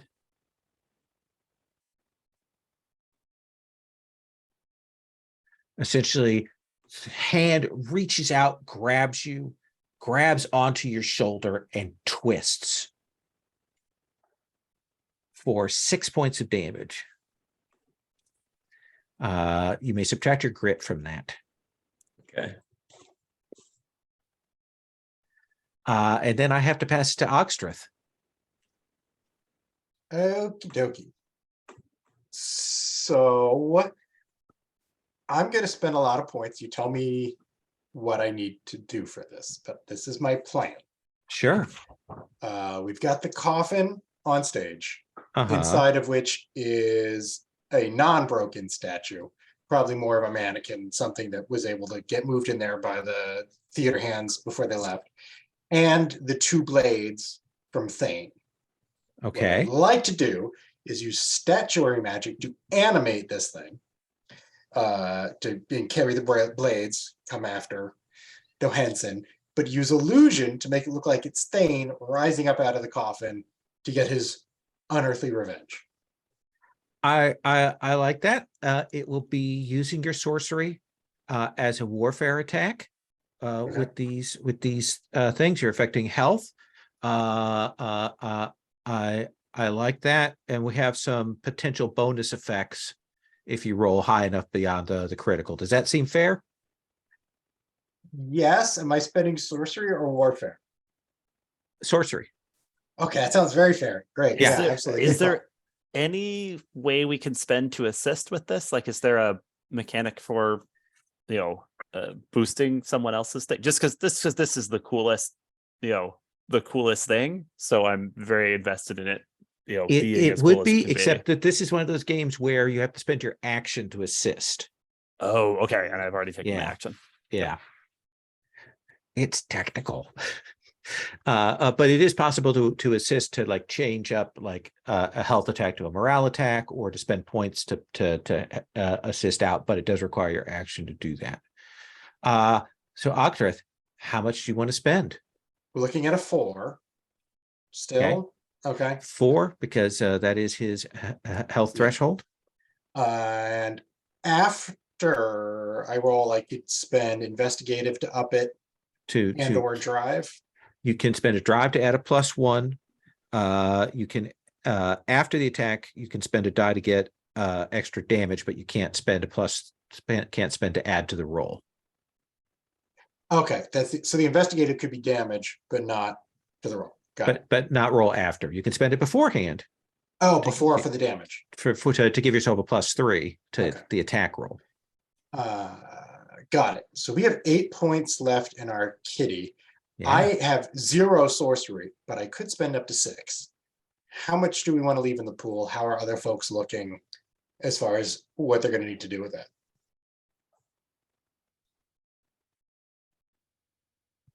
Is there a good reason for me not to spend 6 and try to get the critical on this guy? Oh, you're losing money not spending it. Try to get the critical. Should definitely listen to the GM. He's got our best interests What at your heart. problem is. All right, I'm going to spend 6 Okay. sorcery. Do I need a corruption for this? and or If you do want to do more damage, you can spend corruption. really do more damage, so I will use that corruption that I gained for brewing and totally innocuous tea in my hat. Okay. All right, so D6 plus 6. I Yep. could use a drive if I need to up this if I want. Absolutely. Let's see what happens. It's a 10. 10. That's- So right now that is a critical. Awesome. So it's a D6 plus 1. Yeah. Plus another die for your sorcery. Plus it's a critical. So you're rolling 3d6 plus 1. Mm. You And if could I- spend an investigative ability to give Yeah. yourself an extra die if you wanted. Oh, an extra die. Yeah. I thought it was just a plus to it. So it could be 4d6 plus 1. Yeah. How about Leechcraft knowing where to do good stabbings? I like it. Okay. So it's 46 plus 1. This is 46 plus 1. I'm gonna roll all ones. 11. 11. This thing will come up. You'll see this the figure of Johansson kind of turn shocked, and then and those blades go right past his armor. Like all that resistance that you saw before, it goes right through. And he will cry out, and then he will push this thing off. Blood pouring down, but he is still up and moving. Who goes after you, Ogstreth? Think, are you raising your hand, Brandon, for take me? That's what I was thinking. Yeah, we need some murdering. So if Bronwyn could step up. Bronwyn. That's a setup. Yes, so I have in my left hand is my old sword. And I feint with that. And then I try to drive home Thane's knife into his midsection with every ounce of strength I've got. Awesome. So right now, 4 to hit him. How much do you want to spend? I will spend what's left in the pool, 2. 2, I believe. So I'm going to spend my 4 warfare and both points left in the pool. Okay. Spend 6. Now, is it possible, like if somebody else hasn't taken an action to assist, Yes. and how does that work? So Right, essentially, you would spend warfare because that's what he's doing, Uh-huh. and all but 1 point that you spent. So if you spent 3 points, he could add 2. I was gonna say I totally do that, but I think I just have 1 point. Fair. I have no warfare left. Yeah, and mechanically, given that Bronwyn is probably going to hit, it may not be the wisest thing to boost. Right. Can we So boost the Bronwyn. damage, or I guess hypothetically, since I don't have warfare. But yeah, I guess you could spend an investigative pool point to boost that if you wanted to, Caden. Oh, to boost the damage roll? Yeah. All right. Let me contemplate what actually Let's have what I could do Bronwyn with that. Bronwyn roll to hit first. 10. So that is a crit. So right now, flat up, you're rolling 2d6 plus 1 for the damage. I am going to spend my tactics of death, my last point. Okay. in 3d6. And Caden, how are you going to assist? Okay, tell me if this works. I have a point left of scurrilous rumors. Can it be the case that Caden has collected the scurrilous rumors about Secret Johansson so we can, shout them in his face and just, add insult to injury on the final blow? I would say that would be a morale thing rather than a health thing. This is what's tricky, because it feels like I'm like pretty strongly pointed towards morale related attacks.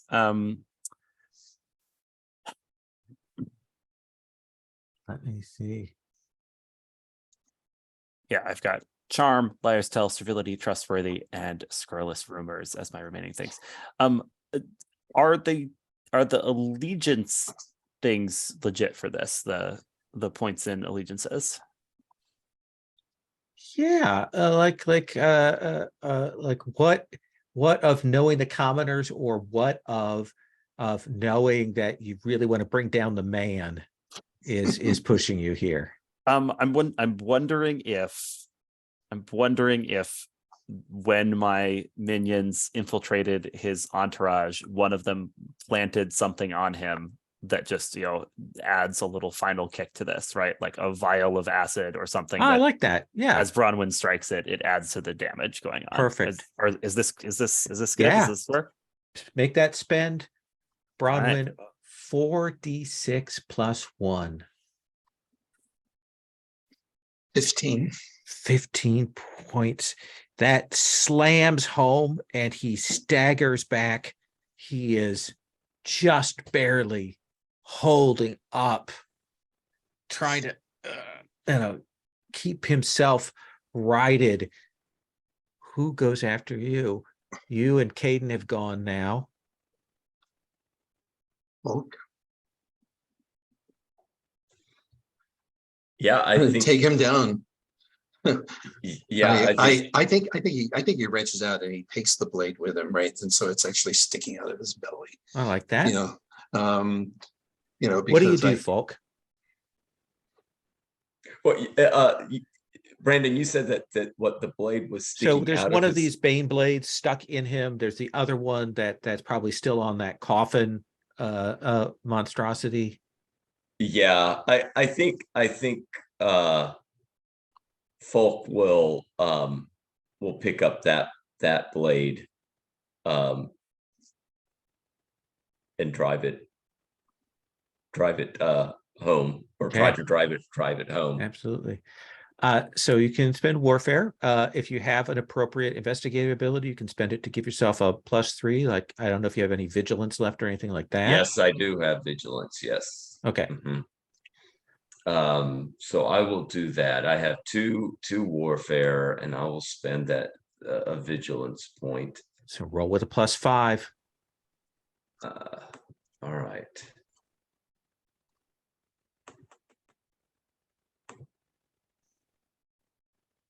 So that is That's a 10. crit.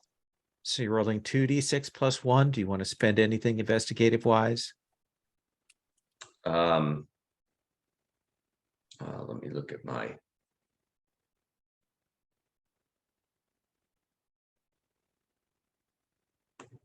I mean, I still have. I had 2 points of vigilance, and I had spent. Do either it to one, it. so, Compliment yeah. it. Tell me what is the weak spot you're seeing here as you grab on Bronwyn's battered this thing. There's acid pouring out from where the blade hit. That he's looking down like, what is going on? What? Yeah, I think it's right. I think it's right next to where that other blade is. I mean, it's just Perfect. a kind of companion blow to that same spot. Let's have you roll 3d6 plus 1. All right. oh, it's the echoes of the sacrifice. Ah, nice.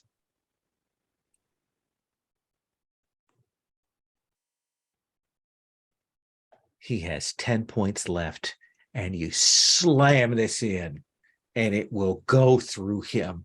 And you can see this force try to hold together, and then it shatters. That spirit just absolutely, there's a wrenching scream that you'll stagger back with, Bronwyn, as something resonates as you feel this little god, this little evil god die. And I think it will shake you to the core.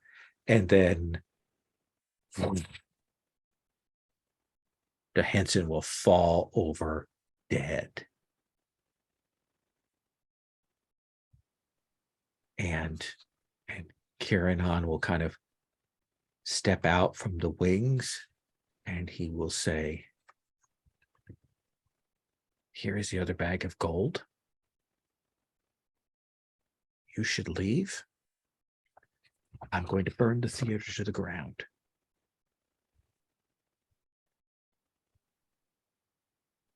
So you wouldn't mind if any props go missing along the way then? Take what you want, thief, before I set things ablaze, but I'm not stopping after I light it up. Although I have to point out, Caden, that anything you take isn't stealing. So you get no credit. You get no credit for it. Unless I've taken it already before he said that. And even as you're saying that, he's putting the torch to the curtains there. Let's go home. And I think we'll see the four of you stagger out into the night air as behind you as you walk away, stagger away, limp away, a little exhausted, more than wounded. We'll see the flames start to rise up, Phantom of the Opera style, as it goes up behind you here in Eversink. Epilogues. By the way, yes, you get paid. You get big bags of gold here. You go back to the spice merchant. She will pay you money. And then you go back to that guard captain who gives you essentially, enough money to buy breakfast. I didn't have my hopes pinned on him, yeah. Right. But the hosts of the Glazed Hearth have been starting to hound me. Yes. Bronwyn, what is your epilogue? My epilogue is at the Goddess's Isle. And I am dressed in a supplicant's robe and offering a prayer for the departed. Because that was once a god before it became corrupt, and I have to honor it's going. There will be no statues built for it, so someone must say a few words at least. Nice. Ogstreth, what is your epilogue? I think you see him just enjoying a cup of tea, and the camera kind of pulls out, and you can see he's in the same inn, but as it pulls out further, you see it's a nicer room, more luxurious. His feet are up, he's relaxed. There's someone else refilling the tea, and perhaps Caden is there as well, luxuriating. Anybody else who wants to be on his dime, just like totally all the stress gone for once. And then there's a knock on the door, and someone says, "They need you downstairs." Nice. Folk, what is your epilogue? Folk's epilogue, you see him sitting at a table in a shack across from the fellow who he made that deal with in the Tanner's district. You smell that this is in the Tanner's district. And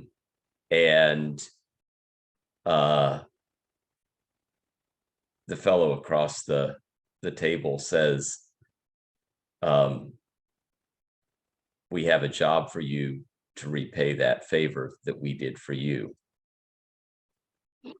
And Folk can feel his father's hand moving in its pouch, right, as this discussion takes place. Nice. Caden, what is your epilogue? Yeah, so we see Caden holding court. He's got on a royal robe and crown that he stole from the props at the theater before it went up in flames. And he's handing out bags of gold, each of which has a some aristocratic insignia on it, which are also stolen from the props department of the theater, to his cronies, right? And he's saying, Triplets, amazing work there. You, no one would have guessed it was the three of you and not just one of the Seeker's cronies. And Waz, you maniac, that acid pouch thing, it really worked. I didn't know if it would work, but it really worked. I declare you Vice Baron of the 4th District of Eversink, and like the rest of the crew all applaud. And then as they're like having this, the celebration, Pocket Bane Molly comes like racing in, and she's like, "The usurpers enforcers, they're here!" And Caden says, "Everybody, scatter!" And this band of thieves like hightails it out of there, since the other thieves are on their tail. Nice. And that's our mystery. That's our case. Thank you all very much. I enjoyed that play. I'd like to just do a quick round of things you dug, stars, shout outs you want to give to other players, moments. Let's do same order. Brandon, do you want to start? Sure. Folk, the using his spirit sight on the speaker, and then seeing the horrible thing in there that allowed us to clinch what we thought was right. Caden's incessant attempts to prove himself to be royalty of a sort, and to steal everything that isn't nailed down. And Ogstrad's wonderful stone golem, just one of many things that I enjoyed. And also for you, Lowell, for just making the theme of this so very much, Fafford and the Grey Mouse, or swords and sorcery, that really came through all the time. And the enemy was worthy and scary and such, but not impossible. So thanks. Yeah, I want to thank you guys for kind of pushing in your requests to see more of Eversink. It was a pleasure kind of this time to have a chance to see more places and explore a little bit more. So that was a good push from all of you. Keith? I mean, overall, looking at the whole run, it's been a joy seeing all of the characters develop and how many different types we have that all fit in that genre. And games wise, I love how it does evoke that classic sword and sorcery with Gumshoe. Somehow it's not something I would have thought worked. Mm-hmm. And I love the magic system. It's like enough that you can do cool creative stuff, but you're still constrained. So it isn't like it's just the thing that solves every problem. So I really enjoyed getting to do that. And I thought in particular the epilogues were pitch perfect at the end there. It was very nice to see, although I'm still not sure everything that happened. Yeah. I don't know. Why did they have a decade of good fortune? Like, just the deal that they made, and then it was more confusing than the Pangolin that I just made friends. But less pickled. So Look, I went to the Tanner's district. I think that was worse. that is true. Fair enough. Robbie? Yeah, this is a great last session. Good build up with a very appropriate showdown at the end of it. I really liked I mean the setting of that was wonderful, and I guess I'll just like highlight the way in which that setting was used. I like the fact that you had Bronwyn in disguise right on the stage.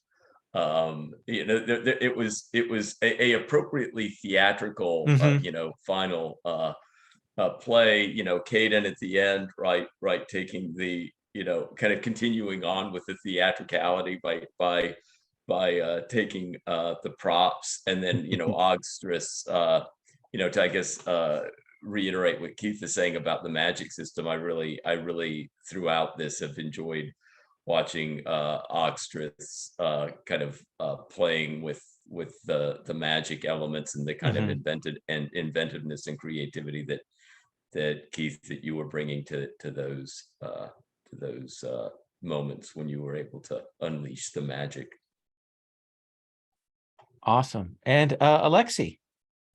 Yeah, obviously, stars to wonderful fellow players, but some specific GM related stars. Lowell, I loved that, as we were working through plans, sometimes you just hard cut to us, sitting across the table from somebody we had to interact with, because that kept the pace up, and always, I never felt like we'd been shortchanged on planning, since once things started happening, it was often clear what needed to happen next, including the